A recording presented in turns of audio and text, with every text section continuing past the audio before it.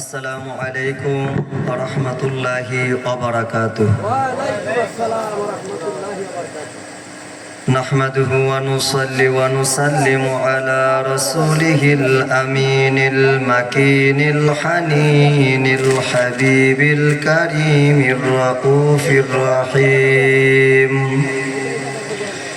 ওয়া আলা আলিহি ওয়া আহলি বাইতিহি ওয়া আজওয়াজিহি ওয়া যুররিয়্যাতিহি ওয়া আসহাবিহি ওয়া উম্মাতিহি আজমাইন। قال الله تعالى في كلامه المجيد: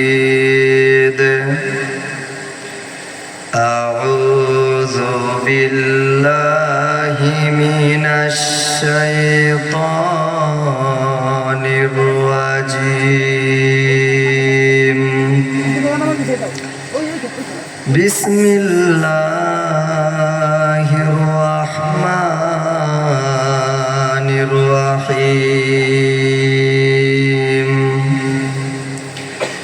إن الله وملائكته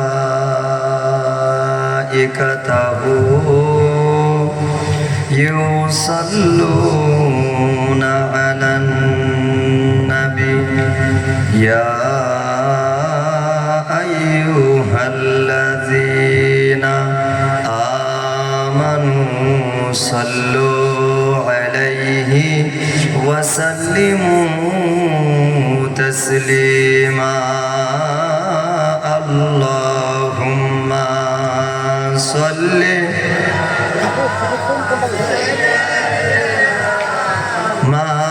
مولانا محمد وعلى سيدنا مولانا محمد. لا إله وجود لا إله إلا الله قلب لا إله روح لا إله إلا الله. لا إله لا إله إلا الله محمد رسول الله صلى الله تعالى عليه وعلى آله وسلم. আলহামদুলিল্লাহ, সর্বপ্রথম শুকরিয়া আদায় করছি যে মহান আল্লাহ পাক রব্বুল আলামিন আমাদেরকে মেহেরবানি করে আজকের এই মোবারক জলসায় আসার বসার তৌফিক দান করেছেন। এজন্য মহান প্রভুর দরবারে অন্তরের অন্তঃস্থল থেকে শুকরিয়া আদায় করার জন্য সকলেই বলেন আলহামদুলিল্লাহ। মহান আল্লাহ পাক রব্বুল আলামিন মেহেরবানি করে মাদিনার কামলিওয়ালা নবীজির উম্মত হিসেবে, গোলাম হিসেবে, আজাদার হিসেবে আপনাকে এবং আমাকে কবুল করেছেন। এজন্য শুকরিয়া তান আবারও বলুন আলহামদুলিল্লাহ। সম্মানিত বাবাজেরা, অন্তর থেকে উত্তর দিবেন। যদিও আলহামদুলিল্লাহ শব্দটা অনেক ছোট, কিন্তু এই আলহামদুলিল্লাহ শব্দের ফজিলত গুরুত্ব কম না বেশি? মাদিনার কামলিওয়ালা নবীজি বললেন, সাহাবীরা, আল্লাহ পাক রব্বুল আলামিন 7টি জাহান্নাম তৈরি করেছেন, ভয় পাওয়ার কোনো কারণ নাই। ওই আল্লাহ তোমাদের জন্য 8টি জান্নাত তৈরি করেছেন। জবান করে বলেন সুবহানাল্লাহ। সাহাবীরা প্রশ্ন করলেন, ইয়া রাসূলুল্লাহ, ইয়া হাবিবাল্লাহ, ওই 8টা জান্নাতের ভিতরে 1 নাম্বার মেহমান কারা হবে? আগে আগে কারা ঢুকবে? আমার মাদিনার কামলিওয়ালা নবীজি বললেন, আল আউয়ালু মাইয়ুদহা ইলাল জান্নাতিল্লাযিনা ইয়াহমাদুনাল্লাহা ফিস সাররাই ওয়াদ দাররাই। এই সাহাবায়ে কেরাম আমার যেই সকল উম্মত সুখে থাকলে বলবে আলহামদুলিল্লাহ, দুঃখে থাকলে বলবে আলহামদুলিল্লাহ, সুস্থ হইলে বলবে আলহামদুলিল্লাহ, অসুস্থ হইলে বলবে আলহামদুলিল্লাহ, ধনী হইলে বলবে আলহামদুলিল্লাহ, গরিব হইলে বলবে আলহামদুলিল্লাহ, মোটা হইলে বলবে আলহামদুলিল্লাহ, শুকনা হইলে বলবে আলহামদুলিল্লাহ, নৌকার মাঝি হলে বলবে আলহামদুলিল্লাহ, ড্রাইভার হলে বলবে আলহামদুলিল্লাহ, শ্রমিক হলে বলবে আলহামদুলিল্লাহ, সেনাবাহিনী হলে বলবে আলহামদুলিল্লাহ, যেই দিন গরুর গোশত সেদিন বলবে আলহামদুলিল্লাহ, যেদিন শুটকির তরকারি সেদিন বলবে আলহামদুলিল্লাহ, যেদিন না খেয়ে পড়ে থাকবে সেদিনও বলবে আলহামদুলিল্লাহ। অর্থাৎ আমার যেই সকল উম্মত সর্ব অবস্থায় আল্লাহ পাকের শুকরিয়া আদায় করবে, আমার আল্লাহ পাক কাল কিয়ামতের ময়দানে ওই উম্মতদেরকে ধরে ধরে সবার আগে জান্নাতের মেহমান বানিয়ে দেবেন। বাবাজিরা, আপনি সুখে থাকেন আর দুঃখে থাকেন, সর্ব অবস্থায় মহান আল্লাহ পাক রব্বুল আলামিনের শুকরিয়া আপনাকে আদায় করতে হবে। আমার আল্লাহ পাক রব্বুল আলামিন একটা বান্দাকে কতটুকু ভালোবাসেন, কতটুকু দয়া করেন, কতটুকু মায়া করেন, কতটুকু আদর করেন, এত পরিমাণ দয়া, এত পরিমাণ মায়া, এত পরিমাণ ভালোবাসা, এত পরিমাণ আদর দুনিয়ার কোনো বাবা তার ছেলেকে করতে পারে না, দুনিয়ার কোনো মা তার সন্তানকে করতে পারে না। আজকে আপনার পরিচয়ের কোনো অভাব নাই, আপনি ব্যারিস্টার হয়ে গেলেন, আপনি টিচার হয়ে গেলেন, আপনি ডাক্তার হয়ে গেলেন, আপনি ইঞ্জিনিয়ার হয়ে গেলেন, কিন্তু আমার আল্লাহ পাক কুরআনুল কারীমের ভিতরে প্রত্যেকটা মানুষকে উদ্দেশ্য করে বলেন, হে আমার বান্দারা, ওয়ালাম ইয়াকুন শাইআম মাযকুরা, এমন একটা সময় ছিল তোমার কোনো নাম ছিল না, তোমার কোনো ডাক ছিল না, তোমার কোনো পরিচয় ছিল না, তোমার কোনো বংশ ছিল না। আরে এগুলা থাকবে কেমনে? তোমার তো অস্তিত্বই ছিল না।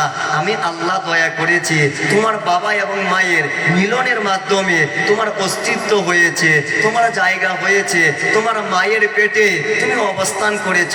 তুমি বান্দা যখন তোমার মায়ের পেটে চলে গেছ, তখন আমি আল্লাহ পাক তোমাকে একা একা ছেড়ে দেই নাই।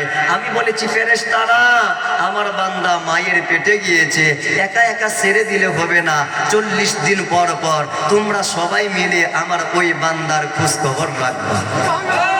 আরেকটা আওয়াজ খুলে বলেন না সুবহানাল্লাহ। তো আপনি যখন আপনার মায়ের পেটে ছিলেন, আমি যখন আমার মায়ের পেটে ছিলাম, আমার আল্লাহ পাক রব্বুল আলামিন ফেরেশতাদের মাধ্যমে 40 দিন পর পর আপনার খোঁজ খবর নিয়েছেন, আমার খোঁজ খবর নিয়েছেন। বীর্য থেকে রক্ত তৈরি করেছেন, রক্ত থেকে মাংসের টুকরা তৈরি করেছেন, মাংসের টুকরার ভিতরে আমার আল্লাহ পাক হাড্ডি তৈরি করেছেন, হাড্ডির উপরে আমার আল্লাহ পাক আবার গোশত দিয়েছেন, গোশতের উপরে আমার আল্লাহ পাক চামড়া দিয়েছেন, চামড়ার উপরে আমার আল্লাহ পাক কয়েক হাজার লুম দিয়েছেন। আমার আল্লাহ পাক রব্বুল আলামিন প্রত্যেকটা মায়ের রেহেমের ভিতরে 4 মাস সময় নিয়ে আপনার এবং আমার ওয়াল বডি কমপ্লিট করেছেন। জবান খুলে বলেন মারহাবা। 4 মাস যখন হয়ে গেছে, আপনার বডি কমপ্লিট হয়ে গেছে, পরিপূর্ণ হয়ে গেছে, স্বয়ং সম্পূর্ণ হয়ে গেছে, তখন আল্লাহ পাক রব্বুল আলামিন বলেন নাফাখতু ফীহি মির রূহি। যখন তোমার বয়স মায়ের পেটে 4 মাস হয়ে গেছে, তখন আমি আল্লাহ পাক রব্বুল আলামিন কুদরতিভাবে তোমার ওই বডির ভিতরে রূহ পাঠাইয়া দিলাম। তখন তুমি নড়াচড়া করতে শুরু করেছ, লাথি মারতে শুরু করেছ, তখন তুমি জিন্দা হয়ে গেলা। যখন তুমি জিন্দা হয়ে গেছো, তোমার খাবারের দরকার হয়, তোমার ক্ষুধা লাগে, কিন্তু তুমি তো মায়ের পেটে খাবার খাবে কেমনে, ক্ষুধা নিবারণ করবা কেমনে? আরেকদিকে না খেলে তোমার অস্তিত্ব চলে যাবে, তুমি মারা যাইবা।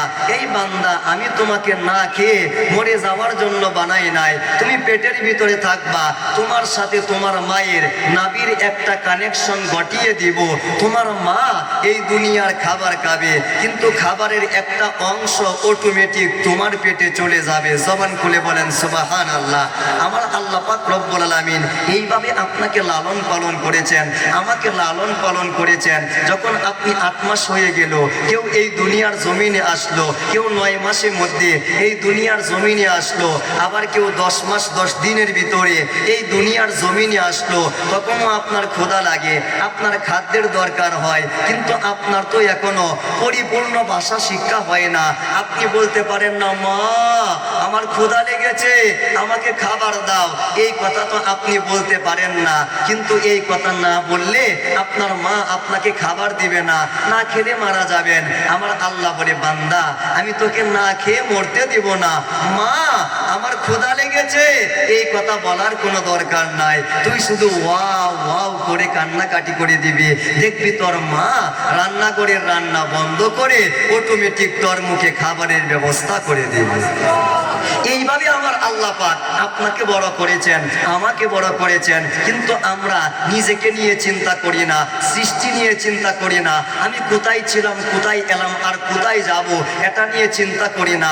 আমরা শুধু মানুষের সমালোচনা, আরেকজনকে গালি দেওয়া, আরেকজনকে কাফের বলা, আরেকজনকে ফাসেক বলা, আরেকজনকে মাজার পূজারি বলা, আরেকজনকে ভণ্ড বলা, আরেকজনকে সেরেকি বলা, আরেকজনকে বেদাতি বলা, আরেকজনকে জাহান্নামে বলা, এইগুলা নিয়ে আমরা পড়ে আছি। কিন্তু আমার আল্লাহ পাক কুরআনুল কারীমের ভিতরে বলে, আকিমুস সালাতা, এই বান্দা আমি তোমাকে নামাজ পড়ার জন্য বলি নাই, নামাজ কায়েম করার জন্য বলেছি। নামাজ পড়া এক কথা, কায়েম করা আরেক কথা। পড়া কোনটা? 5 ওয়াক্ত নামাজের আজান হয়ে গেল, আপনি একটা রুকু দিয়ে চলে আসলেন, সেজদা দিয়ে চলে আসলেন, এটাকে বলা হয় নামাজ পড়া। কিন্তু নামাজ কায়েম করা কোনটা? নামাজ পড়বেন, মিথ্যা কথা ছেড়ে দিবেন, নামাজ পড়বেন, চুগলখড়ি ছেড়ে দিবেন, নামাজ পড়বেন, হিংসা বাদ দিবেন, নামাজ পড়বেন, অহংকার বাদ দিবেন, নামাজ পড়বেন, রিয়া বাদ দিবেন, নামাজ পড়বেন, রং তামাশা বন্ধ করবেন, নামাজ পড়বেন, জুয়া খেলা ছেড়ে দিবেন, নামাজ পড়বেন।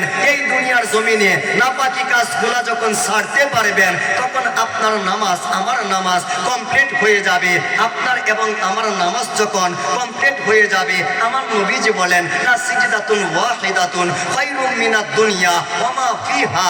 এই দুনিয়ার জমিনে আমার একটা উম্মতের নামাজ যখন কমপ্লিট হয়ে যায়, এই এক একটা কমপ্লিট নামাজের সেজদা কাল কিয়ামতের ময়দানে এক পাল্লায় তোলা হবে, আরেকদিকে 7 আসমান 7 জমিন আরেক পাল্লায় তোলা হবে। কিন্তু যেই নামাজের ভিতরে নামাজ কায়েম রয়েছে, যেই নামাজের ভিতরে হুব্বে রাসূল রয়েছে, যেই নামাজের ভিতরে তাওয়াজিম মুস্তাফা রয়েছে, যেই নামাজের ভিতরে চোখের পানি রয়েছে, যেই নামাজের ভিতরে আল্লাহর ফিলিংস রয়েছে, সেই এক একটা নামাজের সেজদা কাল কিয়ামতের ময়দানে 7 আসমান 7 জমিনের চাইতে বড় দামি হয়ে যাবে। আরেকটা আওয়াজ করে বলেন না মারহাবা। তো আপনি দুনিয়ার জমিনে চলে এসেছেন, খাবারের দরকার হয়, ওয়াও ওয়াও বলেছেন, আপনার মা আপনার মুখে খাবার তুলে দিয়েছে, আরেকটু বড় হয়ে গেছেন, লেকটুজেন 1 দিল, আরেকটু বড় হয়ে গেছেন, লেকটুজেন 2 দিল, আরেকটু বড় হয়ে গেছেন, লেকটুজেন 1 দিয়ে চলে না, লেকটুজেন 2 দিয়ে চলে না। এবার আপনার দাঁত তৈরি হয়ে গেছে, শক্ত খাবার দরকার, রান্না করা খাবার দরকার। আপনি কই পাবেন? আমার আল্লাহ বলে, বান্দা টেনশন করিও না, একটা মাত্র বান্দা বানাইলাম, কিন্তু এই বান্দার খাবারের জন্য কয়েক হাজার আইটেম বানাইলাম। আমি আল্লাহ দান বানাইছি, দানের ভিতরে কয়েক হাজার আইটেম বানাইছি। আমি আল্লাহ ফল তৈরি করছি, বড়ের ভিতরে কয়েক হাজার আইটেম, আপেলের ভিতরে কয়েকশো আইটেম। আমি আল্লাহ একটা বান্দার জন্য এত পরিমাণ খাবার বানাইছি, চিন্তা করতে পারবা না। তোমার সামনে, তোমার পিছনে, তোমার ডাইনে, তোমার বামে, একদিকে গাছপালা বানাইছি, আরেকদিকে নদী নালা বানাইছি। এই নদী নালার ভিতরে মাছের ব্যবস্থা রেখেছে, পানির ব্যবস্থা রেখেছে। খাবারের টেনশন তোমাকে করতে হবে না, রিজিকের টেনশন তোমাকে করতে হবে না। তুমি সারাদিন খেলাধুলা করতে থাকো, দেখবে তোমার মা এগুলা সংগ্রহ করে রান্না করে তোমার মুখে খাবার তুলে দিবে। এগুলা নিয়ে একটু চিন্তা করেন, তাহলে দেখবেন নিজেকে ছোট মনে হবে, আল্লাহর নিয়ামতকে মনে মনে হবে। আল্লাহর নিয়ামতকে যখন আপনি বড় মনে করবেন, সেজদার মধ্যে মজা পাইবেন, আল্লাহু আকবার বলবেন, তখন স্বাদ অনুভব করতে পারবেন, সুবহান আল্লাহ বলবেন, অন্তরের মধ্যে শান্তি পাবেন, মাশা আল্লাহ বলবেন, আল্লাহর উপস্থিতি আপনি টের পাইতে থাকবেন। এগুলো আস্তে আস্তে করে যখন কমপ্লিট হয়ে যাবে, পারে আমার আল্লাহ পাক আপনার দিলের দরজাটা খুলে দিবে। যখন খুলে দিবে দুনিয়া ভালো লাগবে না, পরিবার ভালো লাগবে না, সংসার ভালো লাগবে না। মন চাইবে মাওলা আমি এই দুনিয়াতে থাকতে চাই না, যতদিন থাকতে চাই তোমার হয়ে থাকতে চাই, যতদিন থাকতে চাই রসুলের হয়ে থাকতে চাই। এই ফিলিংস যখন আপনার ভিতরে চলে আসবে, খোদা কি কসম বিল্ডিং করে থাকেন আর ভাঙ্গা করে থাকেন, চোখ বন্ধ করতে দেরি হবে, নূরের নবী মুস্তাফাকে দেখতে দেরি হবে না। কথা বলেন ঠিক কিনা? বাবাজিরা এগুলা নিয়ে একটু চিন্তা ভাবনা করবেন।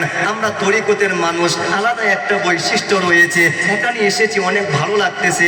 আমার ভাইয়েরা নাই কোনো টুপি, এত টুপির বড়াই করে না, এত পোশাকের বড়াই করে না, কিন্তু যখন মোনাজাত ধরে চোখের ভিতরে পানি চলে আসে, কান্না চলে আসে। কেন চলে আসে? একটা সেন্টারে আমরা গিয়েছি, শাহান শাহকে এনায়েতপুরি রহমাতুল্লাহ গেলায়, আরেকটা সেন্টারে গিয়েছি শাহান শাহকে শম্ভুগঞ্জে রহমাতুল্লাহ গেলায়। হয়তো আমরা নাদান হতে পারি, অশিক্ষিত হতে পারি, মূর্খ হতে পারি, গ্রামের কৃষক হতে পারি, কিন্তু খোদা কি কসম যেই বলি আল্লাহর দরবারে গিয়েছি, যাইতে দেরি হয়েছে, আমাদের ভিতরে আদব আসতে দেরি হয় নাই, যাইতে দেরি হয়েছে, হুব্বে রাসূল সেট আপ হইতে দেরি হয় নাই, যাইতে দেরি হয়েছে, তরিকত তাসাউফের ইলম আমাদের ভিতরে আসতে দেরি করে নাই। বড় ডিগ্রির দরকার হয় নাই, বড় আলেমের দরকার হয় নাই, বড় ইলমের দরকার হয় নাই। এখানে আসতে দেরি হয় কারণ নসিবে আল্লাহর রাসূল পয়দা হতে দেরি হয় না। কথা বলে আরেকটা আওয়াজ তুলে বলেন। বাবাজিরা আমার আল্লাহ পাক বলে বান্দা টেনশন করিও না, আমি তোমার রিজিকের ব্যবস্থা করব। আপনার রিজিকের ব্যবস্থা হয়ে গেল, এবার আপনি আরেকটু বড় হয়ে গেলেন, আপনার যৌবন চলে আসলো, মনের চাহিদা চলে আসলো, শরীরের চাহিদা চলে আসলো। এবার আপনি বিয়ে করতে চান, আপনার বোনটাকে বিয়ে দিতে চান, কিন্তু বিয়ে করতে গেলে সমাজের একটা নিয়ম আছে, সমাজের একটা শৃঙ্খলা আছে। বিয়ে করতে গেলে, বিয়ে দিতে গেলে খাট পালং দরকার, ফার্নিচার দরকার। আপনি কোথায় পাবেন? আমার আল্লাহ বলে বান্দা টেনশন করিও না, চিন্তা করিও না, কোনো রকম টেনশন করা লাগবে না।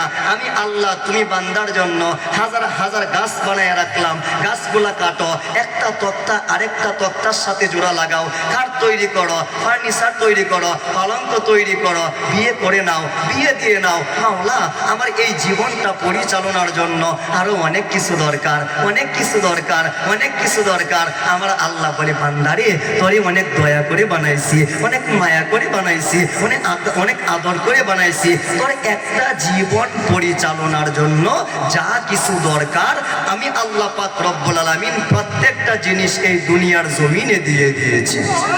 বলেন প্রত্যেকটা জিনিস এই দুনিয়ার জমিনে আছে না নাই?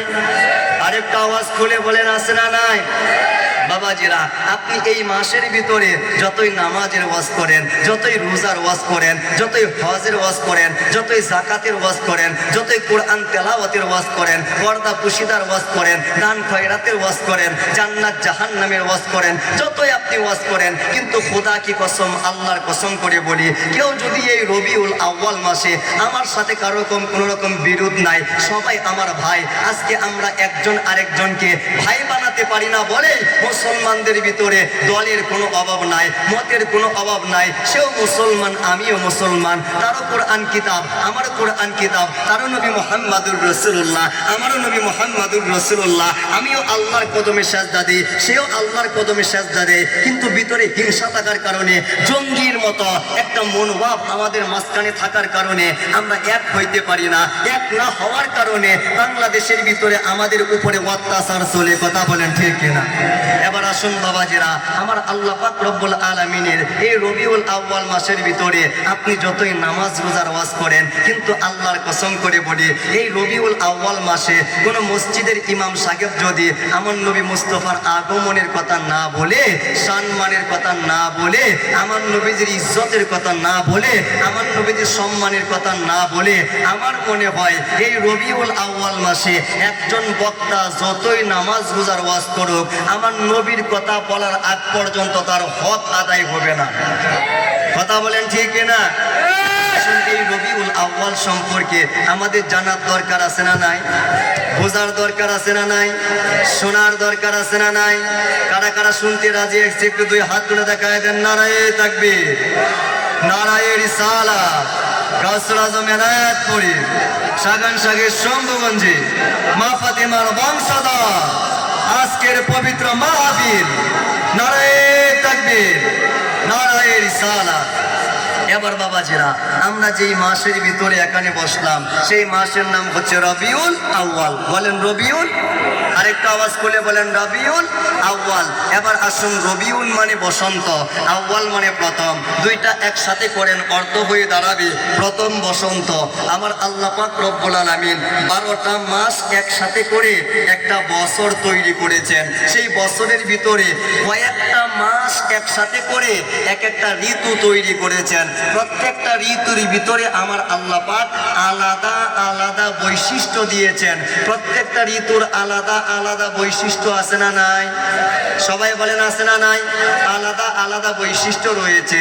আমাদের মাঝখানে যখন শীতকাল চলে আসে তখন দেখবেন প্রত্যেকটা গাছের পাতাগুলা ঝরে পড়ে যায়। যখন শীতকাল চলে আসে মাঠ এবং ঘাট ফেটে ফেটে চৌচির হয়ে যায়। যখন শীতকাল চলে আসে মানুষের চেহারাগুলা মলিন হয়ে যায় আর কাকের চেহারাগুলা সুন্দর হয়ে যায়। এটা হচ্ছে শীতকালের বৈশিষ্ট্য। বর্ষাকালের একটা বৈশিষ্ট্য আছে, যখন বর্ষাকাল চলে আসবে প্রত্যেকটা জায়গায় বৃষ্টির ব্যবস্থা হয়ে যাবে। বর্ষাকাল যখন চলে আসবে আপনি হাটে ঘাটে বের হতে পারবেন না ছাতা ছাড়া। এটা হচ্ছে বর্ষাকালের বৈশিষ্ট্য। বসন্তকালের বৈশিষ্ট্য কি? রবিউল আউয়াল মাসের বৈশিষ্ট্য কি? বসন্তকালের বৈশিষ্ট্য হচ্ছে যখন বসন্তকাল চলে আসবে আমার আল্লাহ পাক রব্বুল আলামিন প্রত্যেকটা গাছের ভিতরে নতুন নতুন পাতা সৃষ্টি করে দিবেন। বসন্তকাল যখন চলে আসবে প্রত্যেকটা গাছের ভিতরে আমার আল্লাহ পাক রব্বুল আলামিন রং বেরঙের ফুল তৈরি করবেন। এই বসন্তকাল যখন চলে আসবে আমার আল্লাহ পাক রব্বুল আলামিন প্রত্যেকটা গাছের ডালে এমন এমন পাখি বসিয়ে দিবেন যে পাখিগুলা মনের সুরে গান গাইতে থাকবে, মনের সুরে গান গাইতে থাকবে। এই পরিবেশ যখন সৃষ্টি হয়, গাছে গাছে নতুন পাতা ধরেছে, গাছে গাছে নানান রঙের ফুল ধরেছে, উকিল তার মনের সুরে গান গাইতেছে, তখন আমাদের মনে অটোমেটিক একটা প্রশ্ন চলে আসে, মাওলা এত সুন্দর করে গাছের মধ্যে ফুল ফুটাইলা কেন? নতুন পাতার জন্ম দিলা কেন? উকিল মনের সুরে গান গাইতেছে কেন? আমার আল্লাহ বলে, লাকাদ মান্নাল্লাহু আলাল মুমিনিনা ইয বাআসা ফীহিম রাসূলা। আরে বসন্তের আগমন হয়েছে একটা মাত্র কারণে, যে হাবিবে কিবরিয়ার মাধ্যমে, রাসূলে দু জাহানের মাধ্যমে, রাহমাতুল লিল আলামিনের মাধ্যমে আমি সমস্ত ঈমানদারদের উপরে দয়া করেছি। সেই দয়ার নবী, মায়ার নবী, রাহমাতুল লিল আলামিন নবী এই রবিউল আউয়াল মাসে আগমন করবে। এই কারণে গাছে গাছে ফুল ফুটেছে, গাছে গাছে নতুন পাতা জন্মেছে, প্রত্যেকটা পাখি মনের সুরে গান গাইতেছে। জবান খুলে বলেন মারহাবা। আশিকে রসুল হওয়ার জন্য বড় কোনো মাদ্রাসায় ভর্তি হতে হয় না, মাস্টার্স ডিগ্রি পাস করতে হয় না, গ্রাজুয়েশন কমপ্লিট করতে হয় না। আশিকে রসুল হওয়ার জন্য, দয়াল নবীজির প্রেমিক হওয়ার জন্য ওয়াইস কুরুনি যথেষ্ট হয়ে গেছে। বড় কোনো মাদ্রাসায় পড়াশোনা করে নাই। ওয়াজেদ আলী রহমাতুল্লাহ গেলায় বড় কোনো মাদ্রাসায় পড়াশোনা করে নাই। সুফিবতী আলী ওয়াইসি হজুর রহমাতুল্লাহ গেলায় বড় কোনো মাদ্রাসায় পড়াশোনা করে নাই। হাজি আমদাদুল্লাহ মুহাজিরের মক্কি রহমাতুল্লাহ গেলায় বড় কোনো মাদ্রাসায় পড়াশোনা করে নাই। আরে আশিকে রসুল হওয়ার জন্য বড় মাদ্রাসার দরকার হয় না, তকদিরের দরকার হয়। কথা বলেন ঠিক কিনা? বাংলাদেশের কাজী নজরুল ইসলাম এই রবিউল আউয়াল মাস আসলে আমার অনেক ভাইয়েরা নবীর কথা বলতে লজ্জা করে, নবীর শান মান বলতে লজ্জা করে, কিন্তু কাজী নজরুলের লজ্জা করে নাই। কাজী নজরুল কত সুন্দর করে বলেছেন, ত্রিভুবনের প্রিয় মোহাম্মদ এলো রে দুনিয়ায়, আইরে সাগর আকাশ বাতাস দেখবি যদি আয়। জবান খুলে বলেন মারহাবা। আরেকটা আওয়াজ খুলে বলেন মারহাবা। আমার নবী যে এই দুনিয়ার জমিনে আসবেন, আপনিও দুনিয়ার জমিনে এসেছেন, পার্থক্য কোথায়? আপনি দুনিয়ার জমিনে আসবেন, আপনার আলোচনা বড়জোর 10 মাস 10 দিন আগে শুরু হয়েছে। এর আগে আপনার কোনো আলোচনা ছিল না, আপনার কোনো নাম গন্ধ ছিল না, আপনার কোনো প্রশংসা ছিল না, আপনার কোনো বৈশিষ্ট্য ছিল না। কিন্তু আমার নবীজি মুহাম্মদুর রাসূলুল্লাহ সাল্লাল্লাহু তাআলা আলাইহি ওয়া আলিহি ওয়াসাল্লাম 570 খ্রিস্টাব্দের 12ই রবিউল আউয়াল সোমবার সুবহে সাদিকের সময় এই পৃথিবীতে আসবেন। ওনার আলোচনা 10 মাস আগে শুরু হয় নাই। সূরা আলে ইমরানের 81 নম্বর আয়াত খুলতে পারেন, আমার বাজানের এখানে রয়েছে, আলেম ভাইয়ের এখানে রয়েছে। আমার আল্লাহ পাক বলেন, ওয়া ইয আখাযাল্লাহু মিসাকান নাবিয়্যিনা। আমার আল্লাহ বলে, শোনো, আমার নবীজি মুহাম্মদুর রাসূলুল্লাহ এই পৃথিবীর জমিনে আসবেন। এই আশাকে কেন্দ্র করে, মিলাদকে কেন্দ্র করে, আগমনকে কেন্দ্র করে, আবির্ভাবকে কেন্দ্র করে সবার আগে আমি আমি আল্লাহ পাক রূহের জগতের ভিতরে বাবা আদম সফিউল্লাহ থেকে শুরু করে ঈসা রুহুল্লাহ পর্যন্ত 1,23,999 জন নবীকে একসাথে করে আমার নবী যে এই পৃথিবী আসবে এটাকে কেন্দ্র করে সবার আগে আমার আল্লাহ মাহফিল সাজাইছেন। জবান খুলে বলেন সুবহানাল্লাহ। এর দ্বারা বোঝা যায় আমার নবীজি এই পৃথিবীতে আসবেন এটাকে কেন্দ্র করে মাহফিল করা শাহ সুলতানের অভ্যাস নয়, শাহ জালালের অভ্যাস নয়, শাহ কামালের অভ্যাস নয়, শাহ পরাণের অভ্যাস নয়, শাহ আমানতের অভ্যাস নয়, শাহ মাকদুমের অভ্যাস নয়, শাহ কামাল শাহ জামালের অভ্যাস নয়, শাহ এনায়েতপুরীর অভ্যাস নয়, শাহ শম্ভুগঞ্জের অভ্যাস নয়। আমার নবী এই দুনিয়াতে আসবেন এই বিষয়টাকে কেন্দ্র করে মাহফিল করা সবার আগে আমার আল্লাহর অভ্যাস। কথা বলেন ঠিক কিনা? আরেকটা আওয়াজ করে বলেন ঠিক কিনা? সুতরাং নবীজি পৃথিবীতে আসবেন এটাকে কেন্দ্র করে মাহফিল করা বেদাত হইতে পারে না, বরং আল্লাহর সুন্নত। যারা বলে বেদাত এরাই প্রকৃত বেদাতি। কথা বলেন ঠিক কিনা? আমার নবীজি এই পৃথিবীতে আসবেন, হযরতে আদম সফিউল্লাহ পৃথিবীতে চলে এসেছেন, ওনার সন্তান হইতে লাগলো, একজন ছেলে একজন মেয়ে, জোড়াই জোড়াই সন্তান হইতেছে। কিন্তু আদম নবীজির একজন সন্তান হইল, নাম হচ্ছে শীষ আলাইহিস সালাতু ওয়াস সালাম। শীষ নবীজি জন্ম নিলেন, ওনার সাথে কোনো মেয়ে সন্তান জন্ম নিল না, ওয়ানলি ওয়ান শীষ আলাইহিস সালাতু ওয়াস সালাম একা একা জন্ম নিলেন।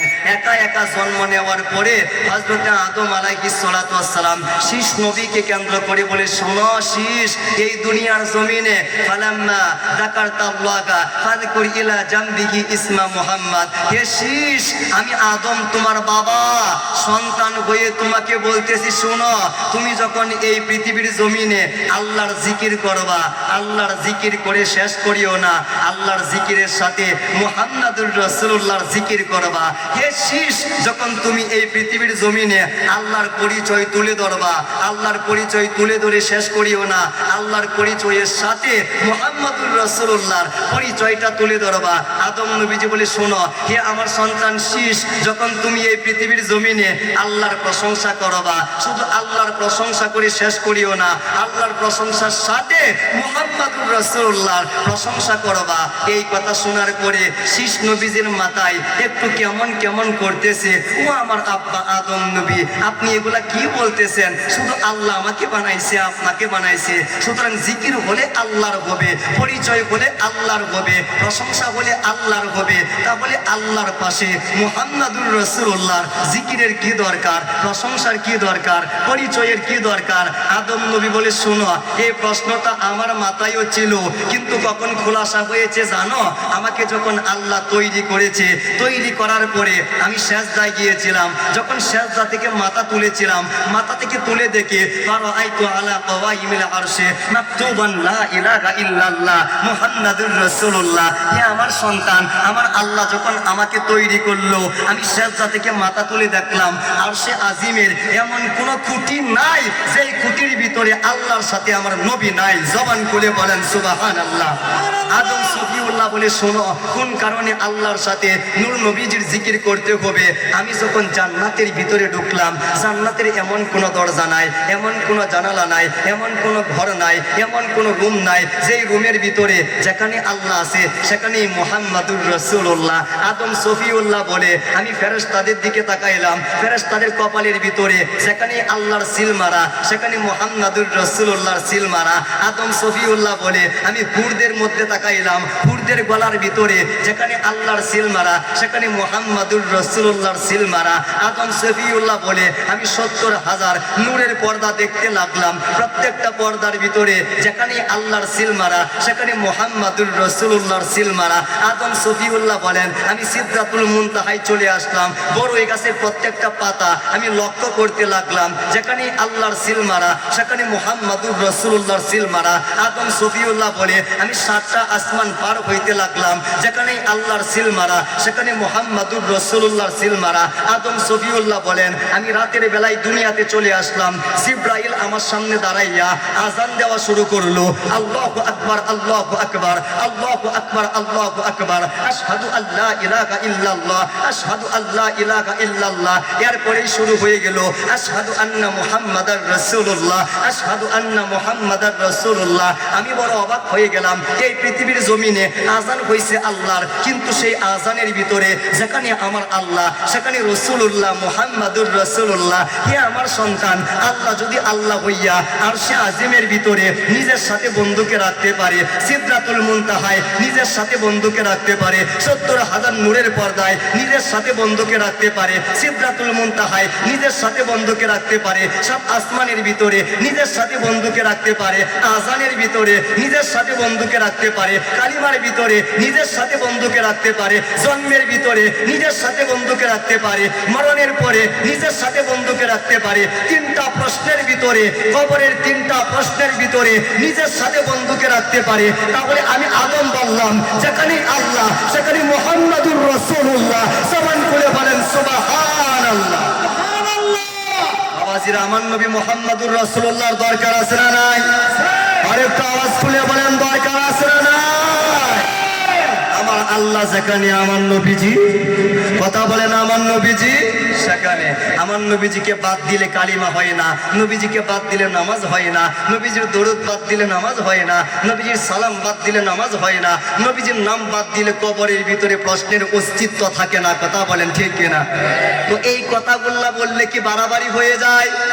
এগুলা কি ধর্মের বাহিরে কথা, উম্মতের বাহিরে কথা? আরে আমরা উম্মত হইছি তো নবী নবী করার জন্য। কথা বলেন ঠিক কিনা? এই রবিউল আউয়াল মাসে যদি নবী নবী করতে না পারেন, কাল কিয়ামতের ময়দানে আমার নবীজি মুস্তাফা যখন রব্বি হাবলি উম্মতি বলবে, তখন আপনার চেহারাটা কেমনে দেখাইবেন? আমার নবীজি 63 বছর রব্বি হাবলি উম্মতি বলতে পারে। আমার নবীজি রহমাতুল লিল আলামিন সেজদার মধ্যে উম্মতের কথা বলতে পারে।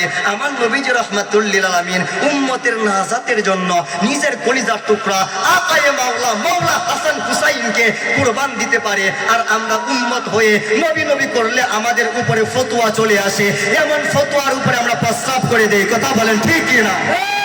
এমন ফতোয়া আমাদের দরকার আছে, এমন ফতোয়ার ধার আমরা দাঁড়ি। নবীজির বিরুদ্ধে যতই ফতোয়া দেওয়া হয়, সেই নবীজির সম্মান আগেও কেউ কমাইতে পারে নাই, কিয়ামত পর্যন্ত কেউ কমাইতে পারবে না। কথা বলেন ঠিক কিনা? তো রবিউল আউয়াল প্রথম বসন্ত আমার নবীজি রাহমাতুল লিল আলামিন এই পৃথিবীর জমিনে আসবেন। এমন কোন নবী নাই যেই নবী আমার নবীর কথা বলে নাই, এমন কোন ধর্ম নাই যেই ধর্মের ভিতরে আমার নবীর কথা নাই, এমন কোন কিতাব নাই যেই কিতাবের ভিতরে আমার নবীর কথা নাই। এই পৃথিবীর জমিনে যত ধর্ম রয়েছে, সমস্ত ধর্মের ভিতরে মুহাম্মাদুর রাসূলুল্লাহর মিলাদের আলোচনা রয়েছে। সুবহানাল্লাহ বলেন। আমাদের বাংলাদেশ অসাম্প্রদায়িক দেশ, এখানে মুসলমান যেমন নিরাপদ, হিন্দু ভাইরা তেমন নিরাপদ। মুসলমানরা ইবাদত করে মসজিদে, হিন্দু ভাইয়েরা তারা উপাসনা করে গির্জালয়ে। আমাদেরটা যেমন নিরাপদ, তাদেরকেও নিরাপত্তা দেওয়ার দরকার আছে না নাই? আল্লাহর সৃষ্টি জগতের ভিতরে আল্লাহ যদি তাদেরকে রাখতে পারে, আমাদের কোনো অধিকার আছে তাদের উপর আক্রমণ করার? কেউ যদি আক্রমণ করে সে মুসলমান হইতে পারে?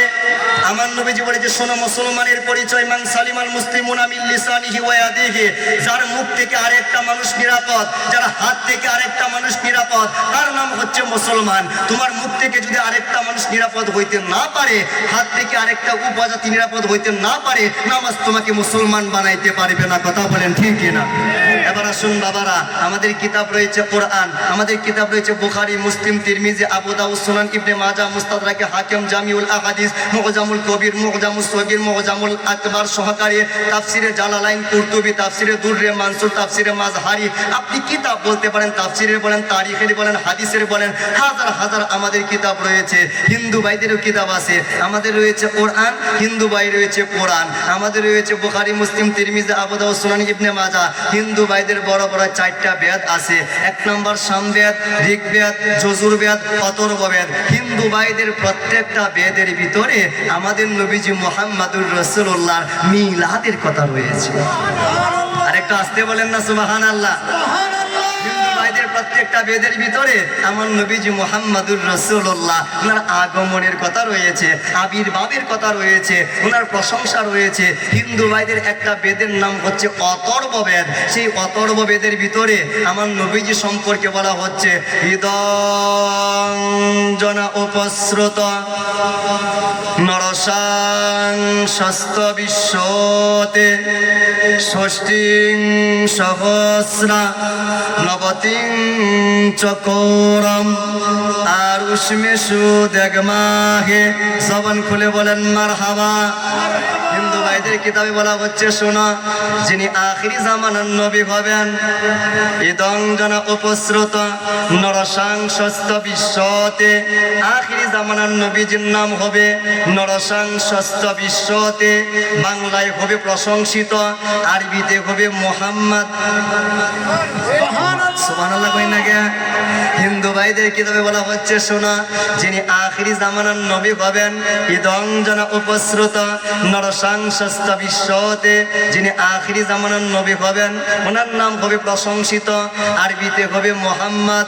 আখিরি জামানার নবী সম্পর্কে হিন্দু ভাইদের অথর্ব বেদের ভিতরে আরো বলা হচ্ছে ষষ্ঠীং সহস্রা, আখিরি জামানার নবী যখন এই দুনিয়ার জমিনে আগমন করবেন, ষষ্ঠীং সহস্রা, সেই দেশের ভিতরে ওই টাইমে লোক সংখ্যা হবে 60,000।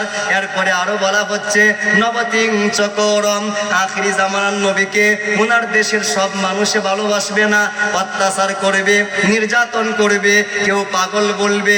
আখিরি জামানার নবী নামাজে যাইবেন, সেজদারত অবস্থায় উটের পাশা নারী বুড়িগুলা তারা উটের পাশা নারী বুড়িগুলা চাপিয়ে দিবে। নবতিং চকরম, এই কারণে আখিরি জামানার নবী নিজের দেশ ছাইরা অন্য দেশে হিজরত করবেন। আখিরি জামানার নবীকে মানুষ আটকাইতে চাইবে, পথ রুদ্ধ করে দিতে চাইবে, কিন্তু আরুষ মেসু দেখমাকে ওই নবীকে কেউ আটকাইতে পারবে না, পথের মধ্যে বাধা তৈরি করতে পারবে না। আরে কেমনে বাধা তৈরি করবে? আমার আল্লাহ আখিরি জামানার নবীকে তুলবেন দুনিয়া থেকে, প্রথম আসমানে, প্রথম আসমান থেকে আস্তে আস্তে করে 7 আসমানে আমার নবীজিকে আমার আল্লাহ তুলবেন সিদরাতুল মুনতাহায়। কেমনি ভাবে? আরুশ মেসু দেখমা হে আমার আল্লাহ কিয়ামতের ময়দানের আগে এই দুনিয়ার জমিনে আখিরি জামানার নবীকে তুলতে তুলতে আল্লাহর আরশে আজিম পর্যন্ত তুলবেন। সুবহানাল্লাহ বলেন। ওই হিন্দু ভাইদের কিতাবে আমার নবীজি মুস্তাফার আগমনের কথা, নাম মোবারকের কথা, দেশের কথা, হিজরতের কথা, আরশে আজিমের কথা আছে না নাই? কথা কয় না? এই জোরসে বলেন আছে না নাই? আমার হিন্দু ভাইদের আরেকটা কিতাব রয়েছে, নাম হচ্ছে সামবেদ, মন্ত্র নাম্বার 1 থেকে 3, শ্লোক নাম্বার হচ্ছে 127, স্কন্ধ নাম্বার হচ্ছে 20। সেখানে আমার নবীজি সম্পর্কে বলা হচ্ছে মাদবর্তিতা দরা দকারাস্ত প্রকৃতিতা বৃষণং ভক্ষয়তে সদা বেদ শাস্ত্র চস্মৃতা। জবান খুলে বলেন মারহাবা। সামবেদের ভিতরে আমার নবীজি সম্পর্কে বলা হচ্ছে শোনা, মদবর্তিতা, যিনি আখিরি জামানার নবী হবেন, ওনার নামের প্রথম অক্ষর হবে ম, দরা দকারাস্ত প্রকৃতিতা নামের শেষ অক্ষর হবে দ। আপনি মুসলমান, আমিও মুসলমান, একসাথে বলবেন আমার নবীজি মুস্তাফা মুহাম্মাদুর রাসূলুল্লাহ। এই মুহাম্মদ নামের প্রথম অক্ষর ম, শেষ অক্ষর দ, আছে না নাই? এরপরে বলা হচ্ছে বৃষণং ভক্ষয়তে। ও শোনো হিন্দু ভাইয়েরা, তোমরা তো গরুর গোশত ভক্ষণ করো না, কিন্তু বৃষণং ভক্ষয়তে, যিনি আখিরি জামানার নবী হইবেন, উনি নিজে গরুর গোশত খাইবেন, উম্মতের জন্য হালাল করে যাইবেন। জবান খুলে বলেন না মারহাবা। আজ থেকে 2500 বছর আগে এই দুনিয়ার জমিনে আরেকটা ধর্ম তৈরি হয়েছিল, নাম হচ্ছে বৌদ্ধ ধর্ম। বৌদ্ধ ধর্মের ফাউন্ডার, প্রতিষ্ঠাতা হচ্ছে গৌতম বুদ্ধ। গৌতম বুদ্ধ যখন মারা যাবেন, এই দুনিয়ার জমিন ছেড়ে চলে যাবেন, তখন গৌতম বুদ্ধের আপন চাচাতো ভাই এবং 1 নাম্বার গুরু, 1 নাম্বার সাকৃত, 1 নাম্বার ভক্ত আনন্দ গৌতম বুদ্ধকে জিজ্ঞাসা করে, ও গৌতম বুদ্ধ, এতদিন আমাদের সামনে ধর্মের কথা বলেছেন, শান্তির কথা বলেছেন, কিন্তু আপনি যখন চলে যাবেন, who shall teach us when you are gone, আপনি যখন চলে যাবেন, আপনি চলে যাওয়ার পরে ধর্মের কথা কে বলবে, শান্তির কথা কে বলবে? এ প্রশ্ন করার পরে গৌতম বুদ্ধ বলে, শোনো, I am not first Buddha who came on the earth. আমি এই পৃথিবীর জমিনে প্রথম বুদ্ধ হয়ে আসি নাই, আমার আগে অনেক বুদ্ধ এসেছিল। Not shall I be the last, আমি এই দুনিয়ার জমিনে শেষ বুদ্ধ না। In one time another Buddha will arise in the world, এই পৃথিবীর জমিনে আমার পরে আরেকজন বুদ্ধ আসবে, ধর্মের কথা বলবে, শান্তির কথা বলবে, সমস্যার সমাধান দিবে, মনের ব্যথা বেদনার অ্যান্টিবায়োটিক মেডিসিন দিবে। এই কথা শোনার পরে আনন্দ জিজ্ঞাসা করলো, আপনি আপনি যেই বুদ্ধের কথা বলতেছেন, ত্রাণকর্তার কথা বলতেছেন, যেই নবীর কথা বলতেছেন, আমরা how shall we know him, আমরা কোন বৈশিষ্ট্যের কারণে তাকে চিনতে পারবো, বুঝতে পারবো তিনি সেই বুদ্ধ? তখন বুদ্ধ বলেছিল, গৌতম বুদ্ধ জানিয়ে দিয়েছে, শোনো, he will be known as Maitreya, যিনি আখিরি জামানার বুদ্ধ হবেন, আখিরি জামানার নবী হবেন, তাহার একটা উপাধি হবে দি বুদ্ধ অফ কাইন্ডনেস, অর্থাৎ আখিরি জামানার নবীর অনেক নাম হবে, কিন্তু সকল নামের ভিতরে একটা নাম হবে রহমাতুল লিল আলামিন। তো গৌতম বুদ্ধ আমার নবী সম্পর্কে বলে কি বলে নাই? আর একটু আওয়াজ তুলে বলেন, বলে কি বলে নাই? হযরত ঈসা রুহুল্লাহ এই দুনিয়ার জমিন ছেড়ে চলে যাবেন। ঈসা আলাইহিস সালাতু ওয়াস সালাম উম্মতকে ডাক দিলেন, আজকে নসিহত করব। কিসের নসিহত? নামাজের ওয়াজ নয়, রোজার ওয়াজ নয়, হজের ওয়াজ নয়, যাকাতের ওয়াজ নয়, কোরআন তেলাওয়াতের ওয়াজ নয়, পর্দা পুশিদার ওয়াজ নয়। হযরত ঈসা রুহুল্লাহ উম্মতকে ডাক দিয়ে বলে, শোনো, আজকে আমি নবী হইয়া তোমাদের সামনে আল্লাহর কথা বলবো। শুধু আল্লাহর কথা বলবো না, if you love me keep my commandments, হে আমার উম্মতেরা, যদি তোমরা আমাকে ভালোবাসার দাবি করো, আমি যেই কথাগুলা বলি প্রত্যেকটা কথা অক্ষরে অক্ষরে পালন করবা। And I will pray to the father, he shall give you another comforter ইসমুহু আহমদ, ইসমুহু আহমদ। আমি এই দুনিয়ার জমিনে তোমাদের জন্য দোয়া করব। আমার পরে এই পৃথিবীর জমিনে আরেকজন নবী আসবে, ইসমুহু আহমদু ফিস সামা ওয়া মুহাম্মাদুন ফিল আরদে, তার নাম হবে দুনিয়াতে মুহাম্মদ এবং আসমানে হবে আহমদ। ঈসা রুহুল্লাহ আমার নবীর কথা বলেছে, মুসা কালিমুল্লাহ নবীর কথা বলেছে, ইব্রাহিম খলিলুল্লাহ আমার নবীর কথা বলেছে, ইসমাইল জাবিহুল্লাহ আমার নবীর কথা বলেছে, নূহ নাবিয়ুল্লাহ আমার নবীর কথা বলেছে, আদম সফিউল্লাহ আমার নবীর কথা বলেছে। এমন কোন নবী নাই যেই নবী আমার নবীর কথা বলে নাই, এমন কোন ধর্ম নাই যেই ধর্মের ভিতরে আমার নবীর কথা নাই, কারণ আমার নবী হচ্ছে রহমাতুল লিল। কথা কয় না, কথা কয় না, কথা কয় না, রহমাতুল লিল। আরেকটা আওয়াজ খুলে বলেন, রহমাতুল লিল। তো আসুন আমার নবী সম্পর্কে আর কয়েকটা কথা বলি। আপনারা কি রাগ করতেছেন? রাগ করা যাবে না। তরিকতের মানুষ রাগ করা চলে না, গুসা করা চলে না। মানুষ পাগল বলতে পারি, মন খারাপ করা যাবে না। মানুষ পাগল বলুক, আল্লাহ বলে শুন, এই দুনিয়ার জমিনে সবার বিচার আছে, কিন্তু পাগল যদি খুন কইরা বসে, এই পাগলের শাস্তি দিব কেডা, ফাঁসি দিব কেডা? আমরা দুনিয়াতে কাউকে খুন করতে চাই না, অনৈর্য আমরা চাই না, বিশৃঙ্খলা আমরা চাই না, কিন্তু মানুষ যে আমাদেরকে পাগল বলে, আল্লাহ যেন আল্লাহর পাগল বানায়, রসুলে পাকের পাগল বানায়, শাহজালালের পাগল বানায়, শাহপরানির পাগল বানায়, আপন মুর্শিদের পাগল বানায়। আমাদের বিশ্বাস, যদি পাগলের মতো পাগল হইতে পারি, এই দুনিয়াতে যেমন পাগলের বিচার নাই, কিয়ামতের ময়দানে আল্লাহ আমাদের বিচার করবে না। বাবাজিরা আমার একটু শোনেন, আমার নবীজি মুহাম্মাদুর রাসূলুল্লাহ এই পৃথিবীর জমিনে আসবেন। আমার আল্লাহ বলে, কুনতু কানজাম মাখফিয়ান, আমি আল্লাহ ছিলাম একা, ছিল না কোনো শকা। একটা কথা বলবেন, একলা একলা কোনো কিছু ভালো লাগে?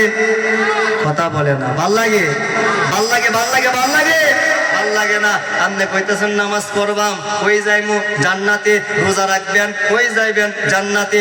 হজ করবেন, কই যাইবেন? জান্নাতে। যাকাত দিবেন, কই যাইবেন? জান্নাতে। জান্নাত, জান্নাত, জান্নাত। কারণটা কি? জান্নাত হচ্ছে সবচাইতে শান্তির জায়গা, ভালো লাগার জায়গা, নাজ নিয়ামতের জায়গা, আরাম আয়েশের জায়গা। কিন্তু আমার আল্লাহ তো আদম নবীজিকে জান্নাতের ভিতরে রাখছিল, কিন্তু কয়েকদিন পরে আদম নবী কয়, আল্লাহ আমার জান্নাতের ভিতরে ভালো লাগে না, ভালো লাগে না, ভালো লাগে না। আমার আল্লাহ কয়, আদম তোমারে আমি সর্বোচ্চ জান্নাতের ভিতরে রাখলাম, সর্বোচ্চ আরামের ভিতরে রাখলাম, সর্বোচ্চ ভালো লাগা জায়গার ভিতরে রাখলাম, এরপরেও ভালো লাগে না। কারণটা কি? কারণটা কি? কারণটা কি? আদম নবী কয়, আল্লাহ একলা একলা ভালো লাগে না। সুবহানাল্লাহ বলেন। এর দ্বারা বোঝা যায়, একলা একলা জান্নাতে গেলেও ভালো লাগে না। ওই জান্নাত আমাদের কাছে ভালো লাগবে না, যেই জান্নাতে মুহাম্মাদুর রাসূলুল্লাহ থাকবে না। ওই জান্নাত আমাদের ভালো লাগবে না, যেই জান্নাতে আমরা আল্লাহকে দেখতে পাবো না। ওই জান্নাত আমাদের ভালো লাগবে না, যেই জান্নাতে মুর্শিদের চেহারা দেখতে পারবো না। ওই জান্নাত ভালো লাগবে না, যেই জান্নাতের ভিতরে গাউস কুতুব থাকবে না। জান্নাত জান্নাত হইতে পারে না আল্লাহ যদি না থাকে, রাসূল যদি না থাকে, আপন মুর্শিদ যদি না থাকে, জান্নাত জান্নাত হইতে পারে না। আল্লাহ যদি অন্তরে থাকে, গাছতলাকেও জান্নাত মনে হবে। কথা বলেন ঠিক কি না? বাবাজিরা আমার একটু শোনেন, আমার আল্লাহ কই কুনতু কানজাম মাখফিয়ান, আমি ছিলাম একা, ছিল না কোনো সকা, ভালো লাগে না, আমি আল্লাহ আছি কিন্তু সুবহান আল্লাহ নাই, আমি আল্লাহ আছি কিন্তু আলহামদুলিল্লাহ নাই, আমি আল্লাহ আছি কিন্তু মাশা আল্লাহ নাই, আমি আল্লাহ আছি কিন্তু লিল্লাহি তাকবীর নাই, আল্লাহু আকবার নাই, আমি আল্লাহ আছি সুবহান রাব্বিয়াল আলা নাই, আমি আল্লাহ আছি সুবহান রাব্বিয়াল আযীম নাই, আমি আল্লাহ আছি কিন্তু আমার নামাজ নাই, রুকু নাই, সাজদা নাই, তাসবিহ নাই, তাহলিল নাই, কিচ্ছু নাই, কিচ্ছু নাই, আমার ভালো লাগে না। তো আমি আল্লাহ চাইলাম, আমি আল্লাহ থাকবো, আলহামদুলিল্লাহ হইব, মাশা আল্লাহ হইব, সুবহান আল্লাহ হইব। এগুলা কইতে গেলে সৃষ্টি দরকার, এগুলা কইতে গেলে মাখলুকাত দরকার। আমার আল্লাহ চিন্তা করে তারপরে মাখলুকাত বানাইতে হবে। সবার আগে কাকে বানানো যায়? আপনারা যারা আমার নবীজির নূরকে মানতে চান না, আপনাদের বড় উস্তাদের উস্তাদের উস্তাদ হাকিমুল উম্মত আশরাফ আলী তানভীর সাহেব একটা কিতাব লিখেছেন নসরুদ্দীপ। সেই নসরুদ্দীপের কথা আমি বলতেছি। আপনাদের যাদের ভালো লাগে না, ইমাম কুস্তুলানী রহমাতুল্লাহ আলাইহি মক্কা শরীফের ইমাম হইয়া একটা কিতাব লিখলেন মাওয়াকিবুল লাদুনিয়া। আপনাদের যাদের ভালো লাগে না, ইমাম বুখারীর উস্তাদের উস্তাদের উস্তাদ ইমাম আব্দুর রাজ্জাক রহমাতুল্লাহ আলাইহি একটা কিতাব লিখলেন মুসনাদে আব্দুর রাজ্জাক। সেই কিতাবের হাদিসটা বলা হচ্ছে ইন্নাল্লাহা খালাকা ক্বাবলাল আশিয়াই নূরা নাবিয়িনা। আমার আল্লাহ সবার আগে যেই জিনিসটা তৈরি করলেন সেটা হচ্ছে আপনার আমার দয়াল নবীজির নূর মুবারক। সবার আগে আমার আল্লাহ নূরে মুহাম্মাদি তৈরি করলো। ফালাম্মা আরাদাল্লাহু আইয়াখলুকাল খালকা কাসামাল্লাহু যালিকান নূরা আরবাআতা আজজাইন। আমার আল্লাহ যখন চাইলেন নূরে মুহাম্মাদি থেকে আরো অনেক কিছু তৈরি করবেন, তখন সেই নূর মুবারককে চারটা ভাগে ভাগ করলেন। এক নাম্বার ভাগ দিয়ে কলম সৃষ্টি করলেন, দুই নাম্বার ভাগ দিয়া লৌহে মাহফুজ তৈরি করলেন, তিন নাম্বার ভাগ দিয়া আরশে মুআল্লা তৈরি করলেন। বাকি রইল এক ভাগ। এই এক ভাগকে আবার চারটা ভাগ করলেন। প্রথম নাম্বার ভাগ দিয়া 8 জন ফেরেশতা বানাইলেন আরশ বহন করার জন্য। দ্বিতীয় নাম্বার ভাগ দিয়া জান্নাত তৈরি করলেন, দুনিয়া তৈরি করলেন। বাকি যা কিছু আছে সব কিছু আমার নবীজি নূর দ্বারা তৈরি করছে। জবান খুলে বলেন মারহাবা।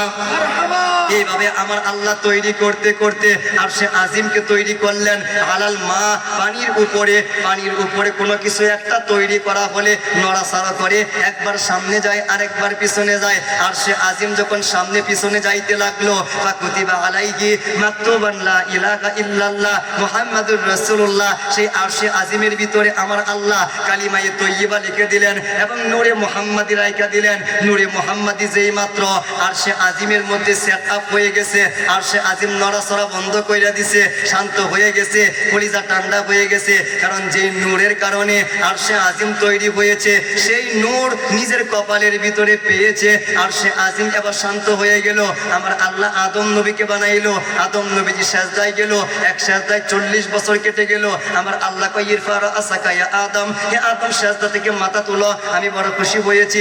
আদম নবীজি সেজদা থেকে মাথা তুইলা আরশে আজিমের ভিতরে দয়াল নবীজি নূর দেইখা পাগল হয়ে গেছে। আল্লাহ তুমি আমারে আর কিছু দেও আর না দেও, কিন্তু নূরে মুহাম্মাদি না দিলে আমি ঠিক থাকতে পারবো না। আজকানা নূর মুহাম্মাদিন সাল্লাল্লাহু আলাইহি ওয়া আলিহি ওয়াসাল্লামা আলা যহরে আদামা। তখন আমার আল্লাহ পাক নূরে মুহাম্মাদিটা আরশে আজিম থেকে আইনা আদম নবীর পিঠের ভিতরে লাগায়া দিল।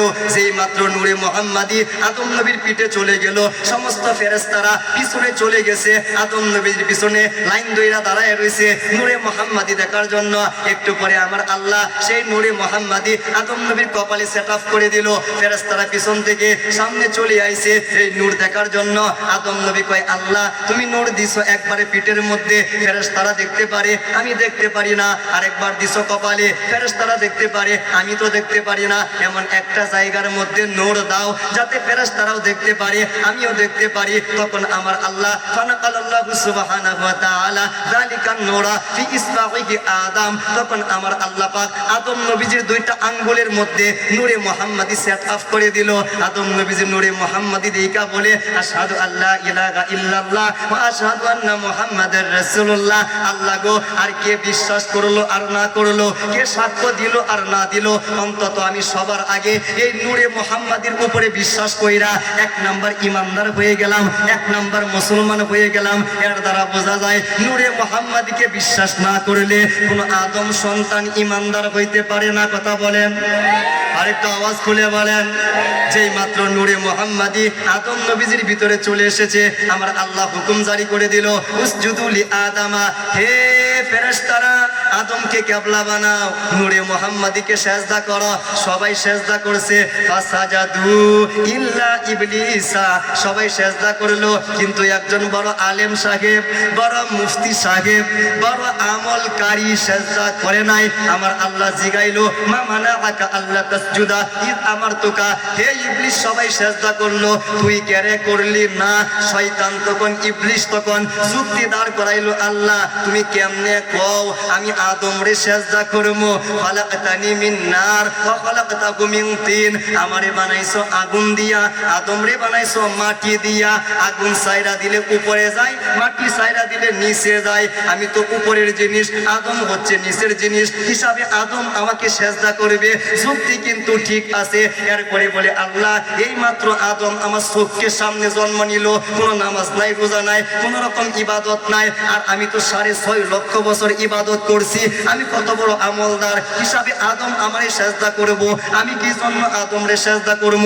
যুক্তি ঠিক আছে। আমার আল্লাহ কয় শোন শোন শোন, আমার দরবারে সবার জায়গা আছে, কিন্তু তোর মতো বেয়াদব যুক্তিবাদীর জায়গা নাই। তুই শুধু দেখছস মাটির আদম, কিন্তু মাটির আদমের ভিতরে ইমাম ফখরুদ্দিন রাজি রহমাতুল্লাহ গেলায় তাফসিরে কাবিরের ভিতরে লিখতেছে, শোনো শোনো শোনো শোনো, আদম মাটির কারণে দামি হয় নাই, সেই আদম নবীজির কপালে নূরে মুহাম্মাদি ছিল। আমার নবীজির নূর মোবারক আদম নবীর ভিতরে থাকার কারণে আমার আল্লাহ আদম নবীজিকে সকল ফেরেশতার চাইতে দামি বানিয়ে দিয়েছে। এই ইবলিস তুমি শুধু মাটি দেখছো, নূরে মুহাম্মাদি দেখো নাই।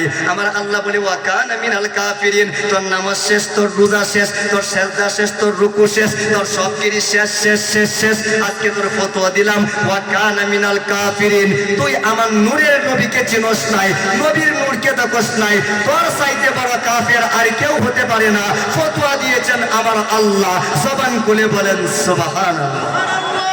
আদম নবীজিকে আমার আল্লাহ পাক রব্বুল আলামিন আস্তে আস্তে করে দুনিয়াতে পাঠাইলেন। আমরা জানি 570 খ্রিস্টাব্দের 12ই রবিউল আউয়াল আমার নবীজি পৃথিবীর জমিনে আইছে। হ্যাঁ, কথা সত্য, কিন্তু জাহিরি ভাবে আসছেন, বাতিনি ভাবে আমার নবীজি বলেন ইন্নী উহবিতু ইলাল আরদি মা আদম, আদম যখন পৃথিবীতে চলে এসেছে আমিও আদমের সাথে সাথে দুনিয়াতে চলে এসেছি। সবাই আদমকে দেখে, কিন্তু আমাকে দেখে না, কারণ আমি জাহির হই নাই। বাতিনি ভাবে প্রত্যেকটা নবীর সাথে আমার নবীজি ছিলেন।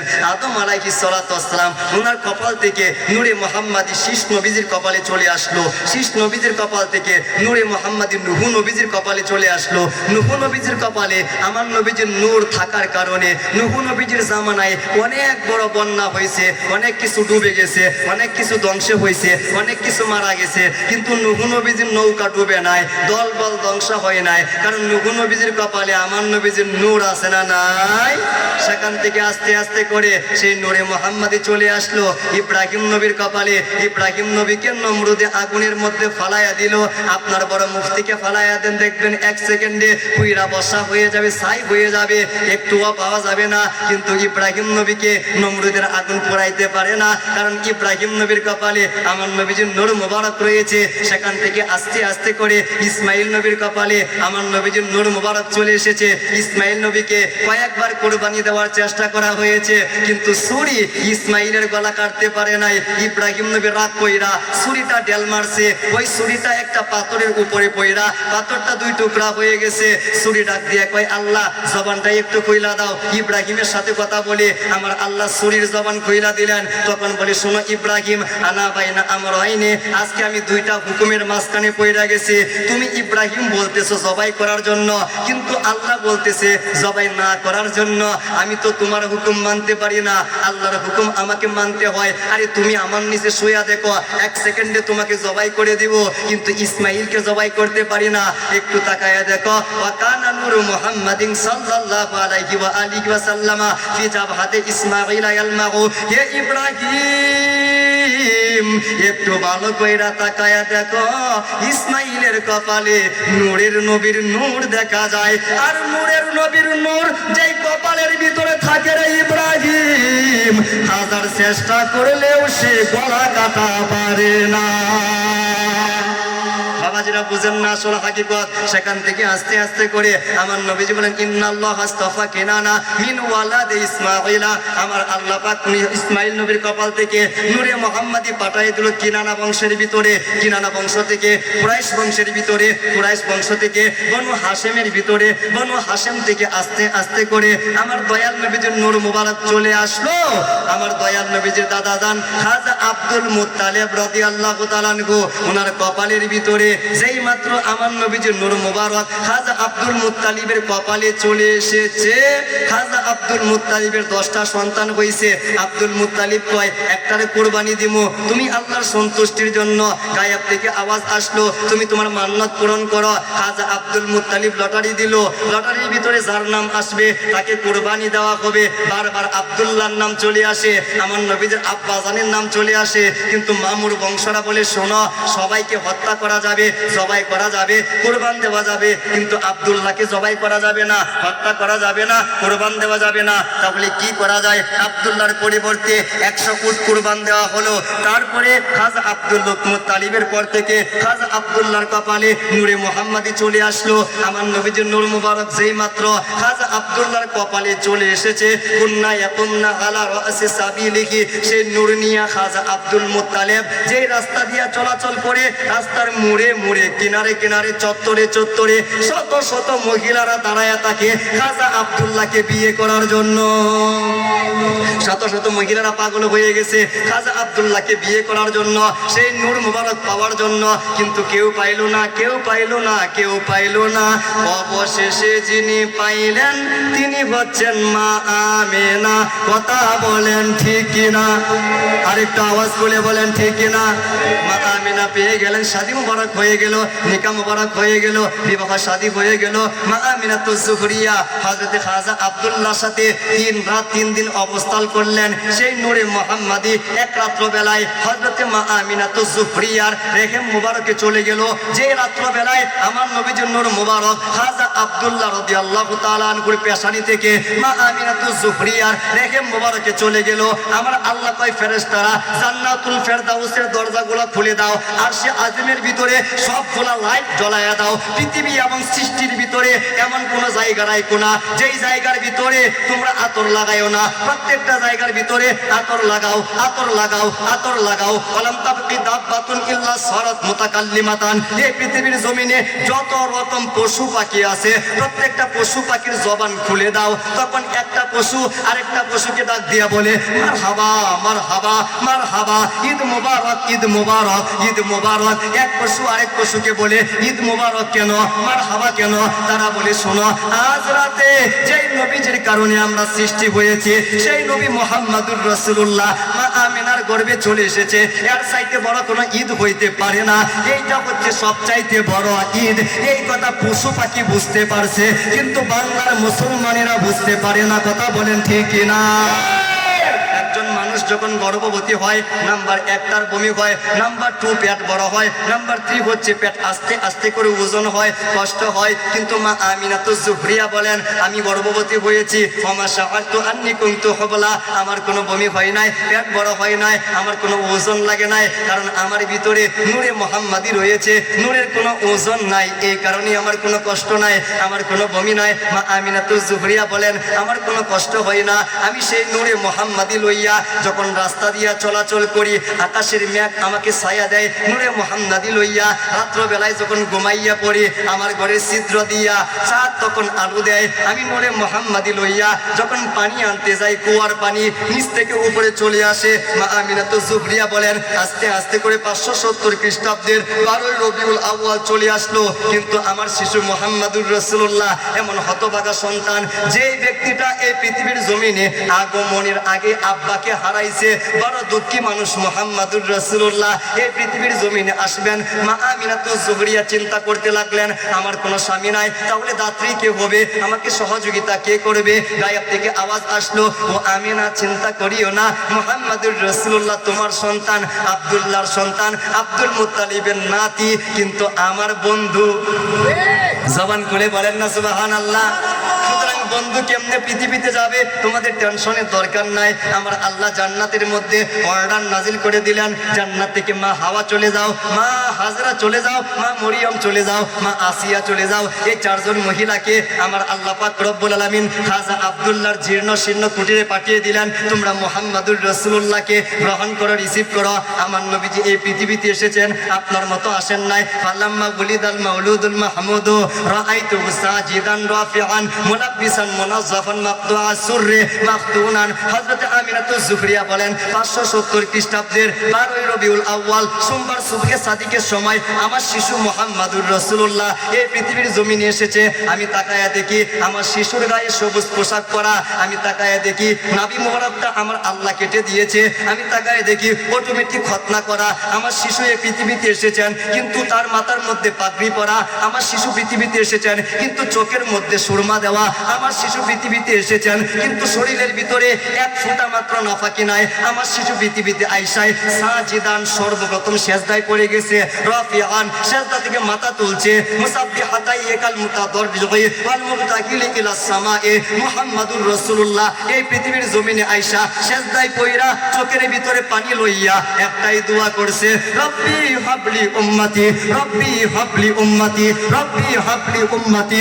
ও মুসলমান ভাইরা, দলাদলি ভুলে যাও, যে নবী মুস্তাফা মুহাম্মাদুর রাসূলুল্লাহ পৃথিবীতে আইসা উম্মতকে বলে নাই, পৃথিবী থেকে চলে গেছে জাকিরি ভাবে সাদা কাপড়ের নিচ থেকে উম্মতকে বলে নাই আপনার কবরে আমার কবরে দুনিয়ার কোনো আলেম যাবে না, কিন্তু মুহাম্মাদুর রাসূলুল্লাহ উম্মতকে হেফাজত করার জন্য কবরের ভিতরে চলে আসবে। কাল কিয়ামতের ময়দানে ভাই ভুলে যাবে, বন্ধু ভুলে যাবে, বাবা ভুলে যাবে, আত্মীয় স্বজন ভুলে যাবে, আদম সফিউল্লাহ থেকে মুসা কালিমুল্লাহ থেকে ঈসা রুহুল্লাহ পর্যন্ত কেউ সাফায়াত করতে পারবে না, কিন্তু আমার নবী যে মুস্তাফা উম্মতের নাজাত ছাড়া একটা কদমও জান্নাতের ভিতরে রাখবে না। সকল দলাদলি বাদ দিয়ে আমার নবী মুস্তাফাকে ভালোবাসার দরকার আছে না নাই? বাবাজিরা, আমার নবীজি যে রাত্রবেলায় এই পৃথিবীর জমিনে এসেছেন, যেই মাসে পৃথিবীতে এসেছেন, যেই সপ্তাহে পৃথিবীতে এসেছেন, যেই দিনে পৃথিবীতে এসেছেন, যেই বারে পৃথিবীতে এসেছেন, এই পৃথিবীতে আসার পরে আমরা খুশি না বেজার? সবাই বলেন খুশি না বেজার? তো আমরা যে খুশি আমার নবীজি এসেছে, আমরা বড় খুশি। এইটা হচ্ছে বাংলা, এটার আরবি হচ্ছে ঈদে মিলাদুন নবী। সুবহানাল্লাহ বলেন। তো বাংলা কইছি আমার নবীজি পৃথিবীতে এসেছে, আমরা বড় খুশি। এই কথা কওয়াতে কোনো বেদাত হইছে, কোনো হারাম হইছে, কোনো নাজায়েজ হইছে না। বাংলা কইছি বেদাত হইছে না, হারাম হইছে না, নাজায়েজ হইছে না, কিন্তু বাংলার আরবিটা কইছি ঈদে মিলাদুন নবী। যেই কথা নবী আইসা আমরা খুশি হইছি এক কথা, বাংলা কইলাম কেউ খুশি কেউ বেজার হইছে না, আরবি কইলাম সকলেই বেজার হয়ে গেছে। কথা বলেন ঠিক কিনা? বেজার কারা হয় একটু লক্ষ্য করবেন। ইমাম ইবনে কাসির আল বিদায়া ওয়ান নিহায়া প্রথম খণ্ডের সিরাতে রাসূলুল্লাহর ভিতরে লিখতেছে, ইন্না ইবলিস আরান্না আরবাআ ওয়ান্নাতিন, ইবলিস জীবনে 4 বার কাঁদছে। কয়বার? সবাই বলেন, এই জোরসে বলেন। ইবলিস কাঁদছে 4 বার। নাম্বার 1 হিনা লুগিনা, আমার আল্লাহ যখন কইছে ইবলিস তুই বড় মালাউন, ইবলিস তখন কাঁদছে। নাম্বার 2 হিনা উহবিত মিনাল জান্নাহ, আমার আল্লাহ যখন ইবলিসের কান্ডার দইরা জান্নাত থেকে দুনিয়াতে পাঠায়া দিছে, ইবলিস তখন কাঁদছে। নাম্বার 3 হিনা উনজিলাতিল ফাতিহা, আল্লাহ যখন সূরা ফাতিহা পৃথিবীতে পাঠাইছে, ইবলিস তখন কাঁদছে। 4 নাম্বার হিনা বুলিদা রাসূলুল্লাহ সাল্লাল্লাহু তাআলা আলাইহি ওয়া আলিহি ওয়া সাল্লামা, আমার নবী যখন 570 570 খ্রিস্টাব্দের 12ই রবিউল আউয়াল সোমবার সুবহে সাদিকের সময়ে চলে এসেছে। ইবলিস তখন কাঁদছে, মনটা খারাপ কইরা দিছে, মনটা বেজার কইরা দিছে। আমার নবীকে পাইয়া সবাই খুশি হয়েছে, কিন্তু ইবলিস খুশি হইতে পারে নাই। বর্তমান এই জামানায় রবিউল আউয়াল মাসে কারা খুশি কারা বেজার আপনারা কেমনে বুঝবেন? এই রবিউল আউয়াল মাসে যেই মসজিদ থেকে আমার নবীর কথা হয়, সম্মানের কথা হয়, আগমনের কথা হয়, নবীজির ফজিলতের কথা হয়, বুঝবেন তারা হচ্ছে খুশি। কিন্তু যারা এই মাসটাকে বিতর্কের মাস বানায়, এই মাসটাকে প্রত্যেকটা মুসলমানকে এক একটা সন্ত্রাস বানায়, আমার মনে হয় তারা আমার নবীকে পাইয়া খুশি হইতে পারে না। বাবাজিরা আমার নবীজি মুহাম্মদুর রাসূলুল্লাহ এই পৃথিবীতে জমিনে আসছে। আমরা ঈদে মিলাদুন নবী পালন করলাম, জশ্নে জুলুস করলাম, তাবারকের ব্যবস্থা করলাম, আমরা কনফারেন্স করলাম, আয়োজন করলাম, মাহফিল করলাম, বক্তা হইলাম, শ্রোতা হইলাম, কথা বললাম, কথা শুনলাম, এইগুলা করলাম। বিনিময়ে কি পাবো কি পাবো কি পাবো?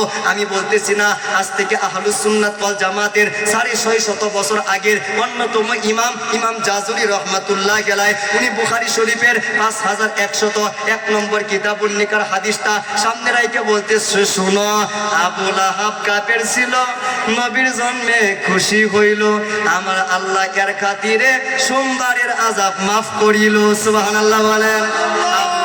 কাফের ছিল, নবীর জন্মে খুশি হইল, আমার আল্লাহ এর খাতিরে সোমবারের আযাব মাফ করিল। আবু লাহাব হচ্ছে সবচাইতে বড় কাফের, কিন্তু বলে শোনো, আমি ঈদে মিলাদুন নবী পালন করছিলাম, নবীজির জন্মে খুশি হইছিলাম। খুশি হওয়ার পরে শাহাদাত আঙ্গুল দিয়া ইশারা কইরা দাসী সুয়াইবাকে মুক্ত কইরা দিছিলাম। যদিও আমি সবচাইতে বড় কাফের, কিন্তু কাফের হওয়ার পরেও নবীকে পাইয়া খুশি হইছি, ঈদে মিলাদুন নবী পালন করছি। খুশি হইয়া একটা ভালো কাজ করছি, সুয়াইবাকে আজাদ করছি, মুক্ত করছি, স্বাধীন কইরা দিছি। আমি আবু লাহাব এই কাজটা করার কারণে সপ্তাহে 7 দিনের ভিতরে 6 দিন আমার কবরে আযাব হয়। বুখারী শরীফের 5101 নম্বর হাদিস এটা। কিন্তু সোমবার যখন চলে আসে আমার কবরে কোনো আযাব নাই, কারণ এই সোমবারে আমি ঈদে মিলাদুন নবী পালন করছিলাম, দাসী সুয়াইবাকে মুক্ত করছিলাম। এই হাদিসটাকে সামনে রাইখা ইমাম জাজমি রহমাতুল্লাহ আলাইহি উনি বলতেছেন, আমা হালুল মুসলিমিল মুওয়াহহিদি আল্লাযী ইয়াসুরু বিমাউলিদিল মুস্তাফা। এই দুনিয়ার জমিনে একটা আবু লাহাব যদি ঈদে মিলাদুন নবী পালন কইরা তার আযাব মুক্ত হইতে পারে, কবরের শাস্তি কম হইতে পারে। ইমাম জাজমি বলে, লা উমরি, আমি আমার জীবনের কসম খেয়ে বলতেছি, ইন্নামা ইয়াকুনু জাযাউহু মিনাল্লাহিল কারীম আইয়ুদখিলাকু বিফাদলিহি জান্নাতিন নাঈম। এই দুনিয়ার জমিনে যারা রবিউল আউয়াল মাসে ঈদে মিলাদুন নবী করবে, জশ্নে জুলুস করবে, তাবারকের আয়োজন করবে, মাহফিলের ইন্তজাম করবে, নারা লাগাবে, পতাকা নিয়ে বের হয়ে যাবে, আমি ইমাম জাজরি বলতেছি কাল কিয়ামতের ময়দানে আমার আল্লাহ ওই পাগলদেরকে, আশিকদেরকে জান্নাতুন নাঈমের মেহমান বানিয়ে দিবে। তাহলে ঈদে মিলাদুন নবী পালন করার দরকার আছে না নাই? আর একটা আওয়াজ খুলে বলেন, দরকার আছে না নাই? আমরা যে যতটুকু রয়েছে সামর্থ্য অনুযায়ী আমরা ঈদে মিলাদুন নবী পালন করব। তবে একটা কথা মনে রাখবেন, আমরা ঈদে মিলাদুন নবী পেয়েছি, আমরা এই দুনিয়ার জমিনে হব্বে রাসূল পেয়েছি। কেউ মাওলা হাসান পাইছে, হুসাইন পাই নাই, কেউ হুসাইন পাইছে, হাসান পাই নাই, কিন্তু আমরা পাকে পাঞ্জাতন পেয়েছি। আমরা এই দুনিয়ার জমিনে আদব পেয়েছি, তাসাউফ পেয়েছি। কারণটা কি অনেক মানুষ আছে তারাও মুসলমান কিন্তু পাই নাই, কারণ তাদের কপালে হক্কানি ওলি আল্লাহ মিলে নাই। কথা বলেন হক্কানি ওলি আল্লাহ আমরা পেয়েছি, এই কারণে আমাদের নসিব সুন্দর হয়েছে। আমরা এগুলা বুঝতে পেরেছি, আলোচনা করলে আপনারা ধরতে পেরেছেন। আবার এই দুনিয়ার জমিনে পীরের কোনো অভাব নাই, কিন্তু একটা কথা মনে রাখবেন, পীর ধরা যেমন ফরজ, পীর সারা তেমন ফরজ। পীর যদি বন্ড হয় সাইরা দেওয়া ফরজ, পীর যদি হক্কানি হয় দইরা ফালানো ফরজ। কথা বলেন ঠিক কিনা? বাংলার জমিনে বন্ড পীরের কোনো অভাব আছে? কথা বলেন, অভাব আছে নাই?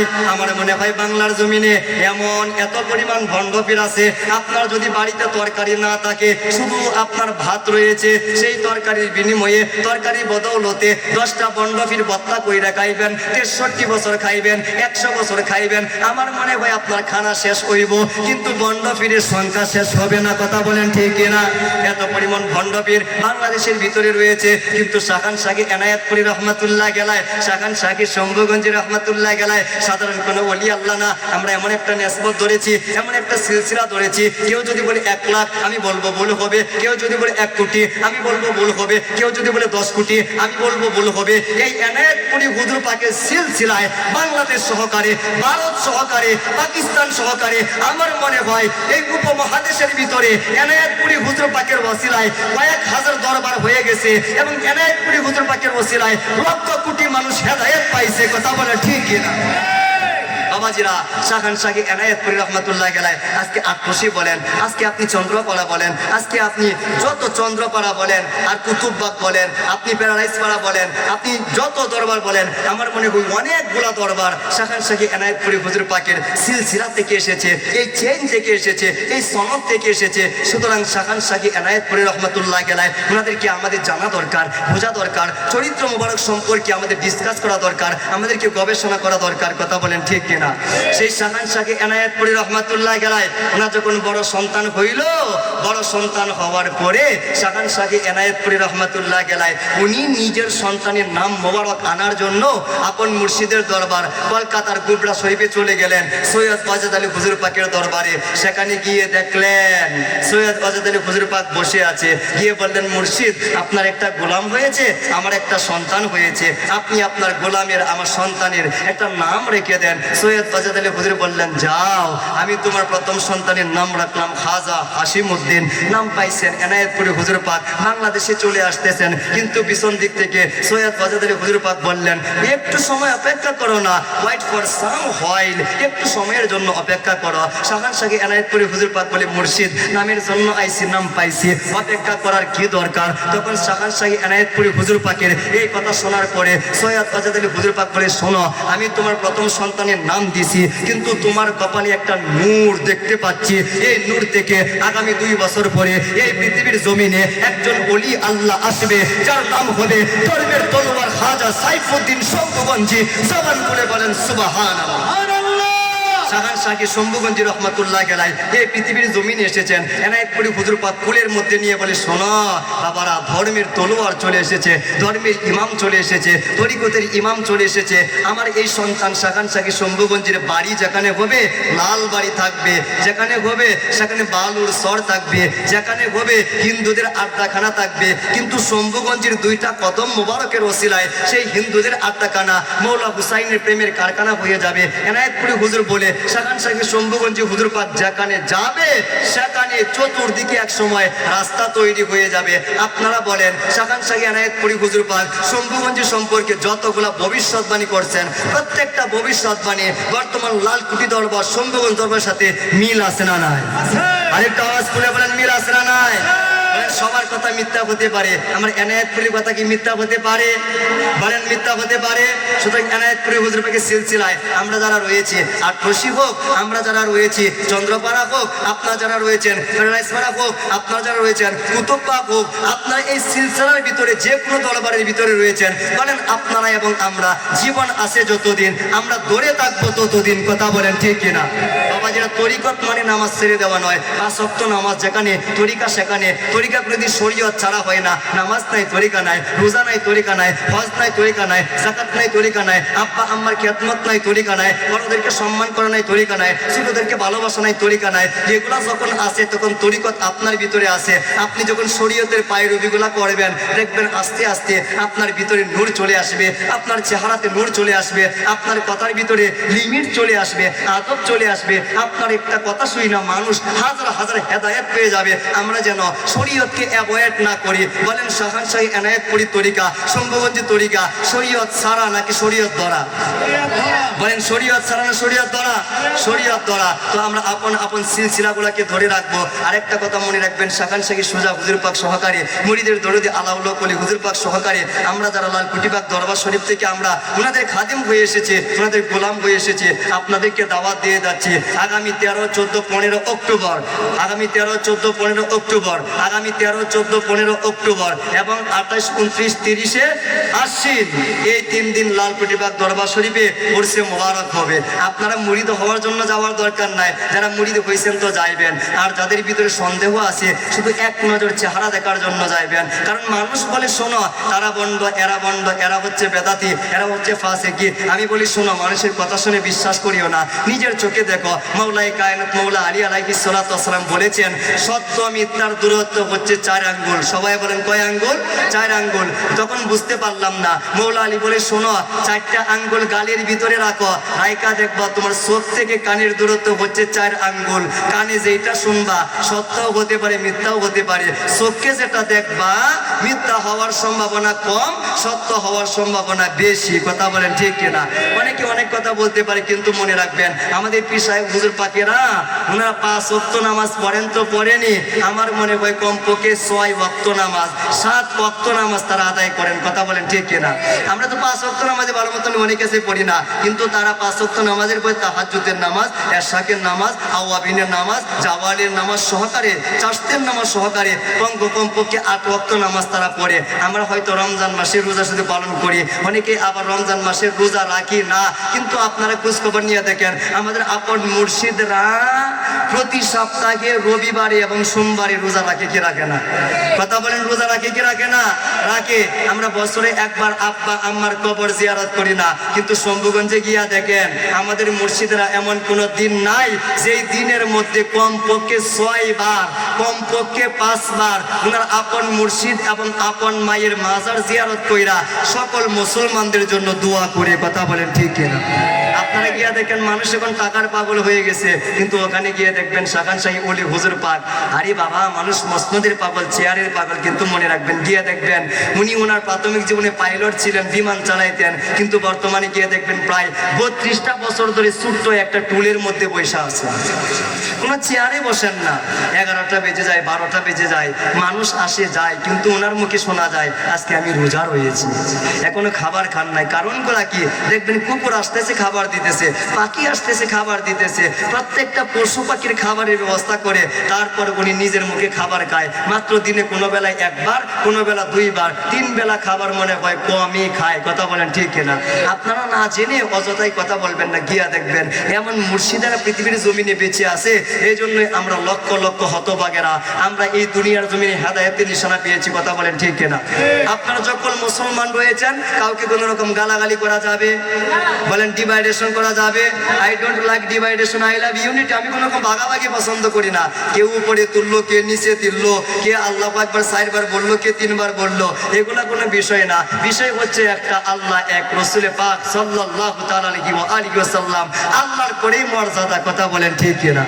আমার নবীজির মতো আগেও কেউ ছিল না, এখনো কেউ নাই, কিয়ামত পর্যন্ত কেউ থাকবে না। এবার আসুন তরিকা আপনারা এবং আমরা কেন ধরবো, এই বিষয়টা একটু জানার দরকার আছে না নাই?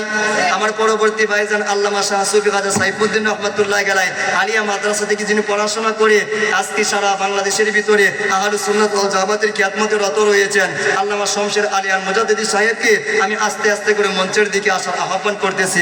বাবারা এবার আসেন, আপনার তরিকা কি জন্য নিবেন একটু শুনেন, একটু জানেন। আমি কোনো কোরআন হাদিস থেকে বিশদ আকারে আপনাদেরকে বলতেছি না, আপনাদের আকল অনুসারে বলতেছি। আমার আল্লাহ সৃষ্টির ভিতরে সবচাইতে সুন্দর বানাইছে মানুষকে, সবচাইতে শক্তিশালী বানাইছে মানুষকে। কথা বলেন ঠিক কিনা? মানুষের চাইতে শক্তিশালী আরো কেউ আছে? আরো সুন্দর কেউ আছে? নাই। আরো দামি কেউ আছে? না। আরে বাবা আপনি বলতেছেন আপনার বিল্ডিংটা দামি। না না না না না না না, দুনিয়ার কোনো বিল্ডিং দামি হইতে পারে না যদি ওই বিল্ডিং এর ভিতরে মানুষ বসবাস না করে। কথা বলেন ঠিক কিনা? বিল্ডিং দামি হয়েছে তখন সেই বিল্ডিং এর ভিতরে মানুষ ঘুমাইছে যখন। হীরা দামি হয়েছে কখন? যখন মানুষ হীরা ব্যবহার করছে। হীরা, জহরত, বিল্ডিং কোনো কিছুর দাম হইতো না যদি মানুষ এগুলা ব্যবহার না করতো। কথা বলেন ঠিক কিনা?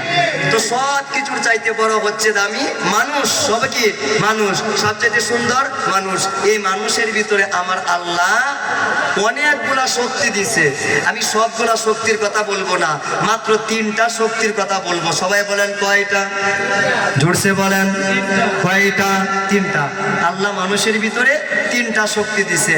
একটা হচ্ছে শরীরের শক্তি, আর একটা হচ্ছে মাথার শক্তি, আর একটা হচ্ছে অন্তরের শক্তি।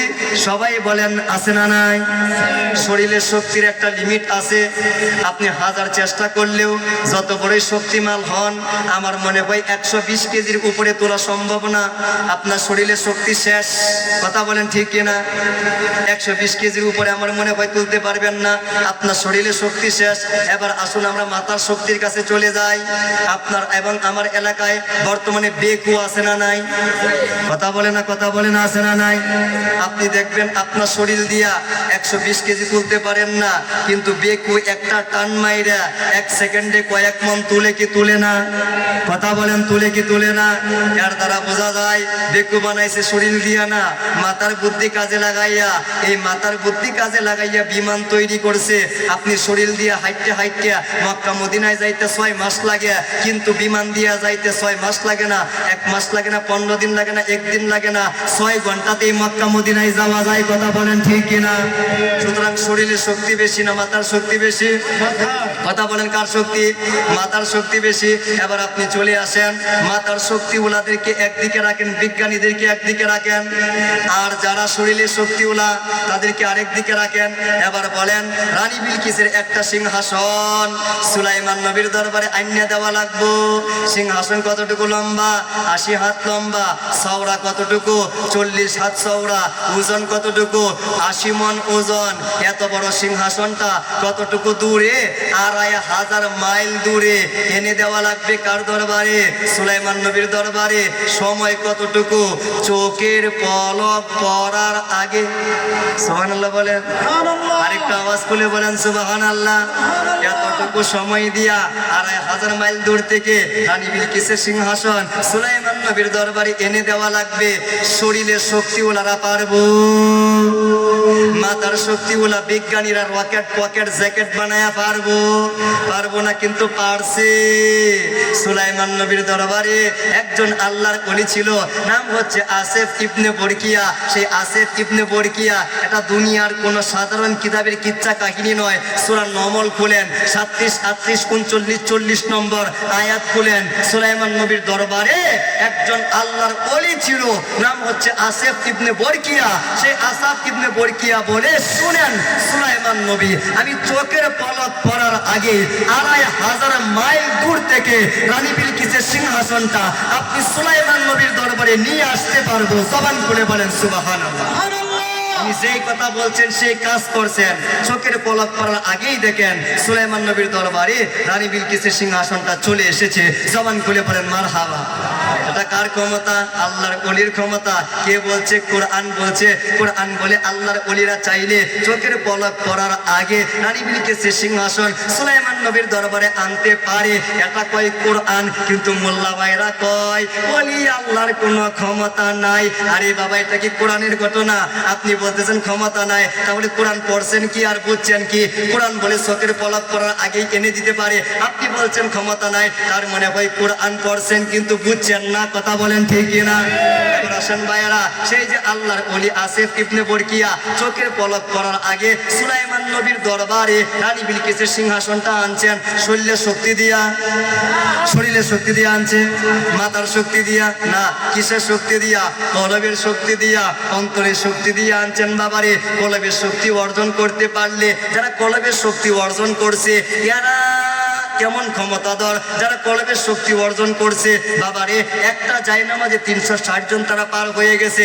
যারা কলবের শক্তি অর্জন করছে, লাঠি ছুটা লাগে নাই, হুমকি দেওয়া লাগে নাই, আন্দোলন করা লাগে নাই। যারা কলবের শক্তি অর্জন করছে, এদের হাত কানের ভিতরে ঢুকতে দেরি হয়েছে, গৌর গোবিন্দের বিল্ডিং ভাঙতে দেরি করে নাই। কলবের শক্তি যারা অর্জন করছে, 2 হাত উপরে উঠতে দেরি হয়েছে, আনা সাগরের পানি একটা বদনার ভিতরে আসতে দেরি হয় নাই। যারা কলবের শক্তি অর্জন করছে, 12 বছর আগে ডুবে যাওয়া নৌকা সাগরের মাঝখানে বরযাত্রী সহকারে উঠায়া দিছে। কথা বলেন ঠিক কিনা? এই কলবের শক্তি কেমনে অর্জন করবেন? 3টা শক্তি, একটা হচ্ছে শরীরের, একটা হচ্ছে মাথার, একটা হচ্ছে কলবের। 3টা শক্তি বাড়ানোর উপায় আছে না নাই? মেডিসিন আছে না নাই? আপনি শরীরের শক্তি কেমনে বাড়াইবেন? হাট্টি মাটিম টিম তারা মাঠে পারি করে ডিম, তাদের খাড়া দুটো সিং, তারা হাট্টি মাটিম টিম, টুইঙ্কল লিটল স্টার, ওই দেখা যায় তাল গাছ, ওই আমাদের গা, ওই গাড়িতে বাস করে কানা বগির সা, A square plus 2ab plus B square, sec theta by cos theta by sine theta by cosec theta. যতই আপনি পড়াশোনা করেন আপনার শরীরে শক্তি বাড়বে না। শরীরের শক্তি বাড়ানোর জন্য আপনার 3 বেলা ডাবরের মতো আবরা সাবরা লাবরা যা আছে সব খাওয়ান লাগবো। কথা বলেন ঠিক কিনা? খাইলে কি বাড়ে? শরীরের শক্তি বাড়ে। তো শরীরের শক্তি বাড়াইলেন খাওয়ার মাধ্যমে, মাথার শক্তি কেমনে বাড়াইবেন? শুধু খাইলেই মাথার শক্তি বাড়ে না। মাথার শক্তি বাড়ানোর জন্য আব্বা আম্মাকে ব্রিলিয়ান্ট হতে হয়, বেশি বেশি দোয়া করতে হয়, তাহলে মাথার শক্তি বাড়ে। বেশি বেশি পড়ালেখা করলে মাথার শক্তি বাড়ে। এবার কলমের শক্তি কেমনে বাড়াইবেন? কলমের শক্তি বাড়ানোর জন্য 24টা ঘন্টায় 5 ওয়াক্ত নামাজ না পড়া 3 বান্ডি সিগারেট খাওয়ার দরকার আছে না? না, নামাজ না পড়ে সিগারেট খাইলে কলমের শক্তি বাড়ে। প্রতিদিন 10টা গালি দিলা বাড়ে, মানুষের নামে বদনাম কইলে বাড়ে না। তাহলে কলবের শক্তি কেমনে বাড়ে?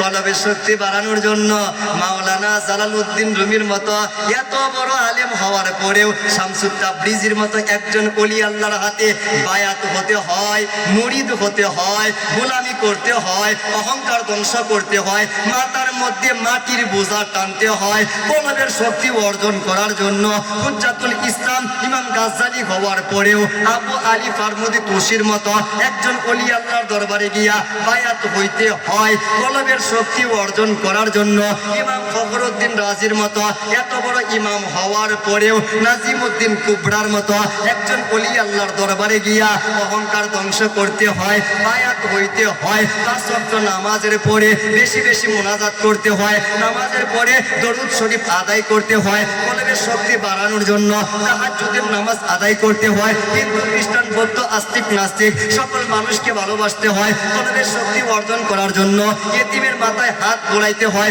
কলবের শক্তি বাড়ানোর জন্য অহংকার ধ্বংস করতে হয়। এইগুলা যখন ধ্বংস হয়ে যায় কলবের শক্তি তখন বেড়ে যায়। কলবের শক্তি যখন বেড়ে যায় তখন সেই ব্যক্তি আব্দুল্লাহ থেকে ওলি আল্লাহ হয়ে যায়। যখন একটা বান্দা ওলি আল্লাহ হয়ে যায়, আমার আল্লাহ বলে আমি আল্লাহ তার কুদরতি হাত হয়ে যায়, কুদরতি পা হয়ে যায়, কুদরতি চোখ হয়ে যায়, কুদরতি কদম হয়ে যায়। এই ব্যক্তি যা চাই আমি আল্লাহ তাই করি। জবান খুলে বলেন সুবহানাল্লাহ। সুতরাং তরিকার দরকার আছে না নাই? আরেকটা আওয়াজ খুলে বলেন দরকার আছে না নাই? বর্তমানে ফতোয়ার কোনো অভাব আছে? কথা বলেন, অভাব নাই। এখন তো ফতোয়া ঘরে ঘরে, আমার আলেম ভাইয়েরা ঘরে ঘরে আলেম বাড়তেছে। আমাদের দরকার আছে আলেম আমাদের মাথার তাজ। একজন আলেম সারা রাত ঘুমাইবো আর একজন ইবাদত করব। আমার নবী কয় আলেমের ঘুম হচ্ছে উত্তম। আপনি সারা রাত নামাজ পড়ে যেই সব পাইছেন, আলেম যদি ফজরের নামাজটা পড়ে, এশার নামাজ পড়ে, 1 ঘন্টা পড়াশোনা করে, এর চাইতে বেশি সব। জবান খুলে বলেন মারহাবা। আলেমের দরকার আছে। আমার নবী জীবনে শোনো, আলেমকে দেখছো যেই কথা, আমাকে দেখছো এই কথা, আলেমের সাথে মুসাফা করছো যেই কথা, আমার সাথে মুসাফা করছো যেই একই কথা। সুতরাং আলেমের শান বাড়াইছে আমার নবী, কিন্তু সেই আলেম হইয়া যদি নবীর শান ধইরা টান মারে, এর চাইতে নিকৃষ্ট আর কেউ আছে? কথা বলেন আর কেউ থাকতে পারে? এই আলেমের দরকার নাই যে আলেমের ভিতরে আমার নবীর প্রেম নাই। কথা বলেন ঠিক কিনা? সাহাবায়ে কেরাম সবকিছু দলিল দিয়া মানছে।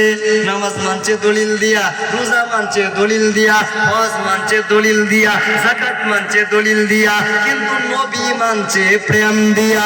সাহাবায়ে কেরাম বিনা দলিলে আমার নবীকে মানছে। ভাইরে ভাই কেমনে বলতেছো? বয়স মাত্র 24, বয়স হচ্ছে মাত্র 24 বছর। শম্ভুগঞ্জে হুজুর পাকের মুজহাবের একজন খিদমত করি, কিন্তু আল্লাহর কসম করে বলতেছি সাহাবায়ে কেরাম দলিলের মাধ্যমে আমার নবীকে মানে নাই। যদি দলিলের মাধ্যমে আমার নবীকে মানতো তাহলে ওই সাহাবায়ে কেরাম আমার নবীজি থুতু মুবারক হাতের মধ্যে নিয়ে মুখের মধ্যে মালিশ করতে পারতো না, কারণ এটা দলিলের ভিতরে নাই নাই নাই। সাহাবায়ে কেরাম যদি আমার নবীজিকে দলিল দিয়া মানতো তাহলে মালিক ইবনে সিনান উহুদের যুদ্ধের পরে আমার নবীজির রক্ত মুবারক পান করতে পারতো না, কারণ কারণ কোরআন কয় মানুষের রক্ত পান করা হারাম হারাম হারাম, কিন্তু সাহাবী মালিক ইবনে সিনান নবীজির রক্ত মোবারক পান করছে, সুতরাং দলিল দিয়া মানে নাই। সাহাবায়ে কেরাম যদি আমার নবীজিকে দলিল দিয়া মানতো, হযরত উম্মে সুলাইম রাদিয়াল্লাহু তাআলা আনহা আমার নবীজির গাম মোবারক বোতলের মধ্যে বইরা মেয়ের বিয়ের অনুষ্ঠানে আতর হিসেবে ব্যবহার করতে পারতো না, কারণ এটা দলিলের ভিতরে নাই। পাগলেরা আশিকেরা যদি আমার নবীজিকে দলিল দিয়া মানতো, তাহলে ওয়াইস করুনি রাদিয়াল্লাহু তাআলা আনহু আমার নবীজির দুইটা দাঁত মোবারক শাহাদাতের খবর পাইয়া 32টা দাঁত ভাঙতে পারতো না, কারণ এটা দলিলের ভিতরে নাই। সুফি ফতে আলী ওয়াইসি হুজুর পাক যদি দলিল দিয়ে আমার নবীকে মানতো, তাহলে নবীকে না দেখা সাগরের মধ্যে ঝাঁপ দেওয়ার সিদ্ধান্ত নিতে পারতো না, কারণ এটা দলিলের ভিতরে নাই। যুগে যুগে জামানায় জামানায় সাহাবী বলেন, তাবিঈ বলেন, তাবিঈন বলেন, ওয়াইস কুরুনি বলেন, বেলালে হাফসি বলেন, সুফি ফতে আলী ওয়াইসি হুজুর বলেন, ওয়াজেদ আলী রহমাতুল্লাহি আলাইহি বলেন, শাহান শাহ আলাইপুরি হুজুর পাক বলেন, শম্ভুগঞ্জি হুজুর পাক বলেন, এই পৃথিবীর জমিনে যত ওলি আল্লাহ গাউস কুতুব এসেছে, সমস্ত ওলি আল্লাহ গাউস কুতুব বিনা দলিলে আমার নবীকে মেনেছে, বিনা দলিলে মাইন্না ওলি আল্লাহ হয়েছে, গাউস কুতুব হয়েছে, নুজাবা নোকাবা আখিয়াত আওতাদ হয়ে গেছে। সুতরাং আমরা মুসলমান হিসেবে আমার নবীজিকে বিনা দলিলে মানতে চাই। কথা বলেন ঠিক কিনা? নবীজিকে দলিল দিয়ে কি মানা যাবে? কথা বলেন, মানা যাবে? আমার নবীর সাথে আমার কোনো তুলনা হইতে পারে?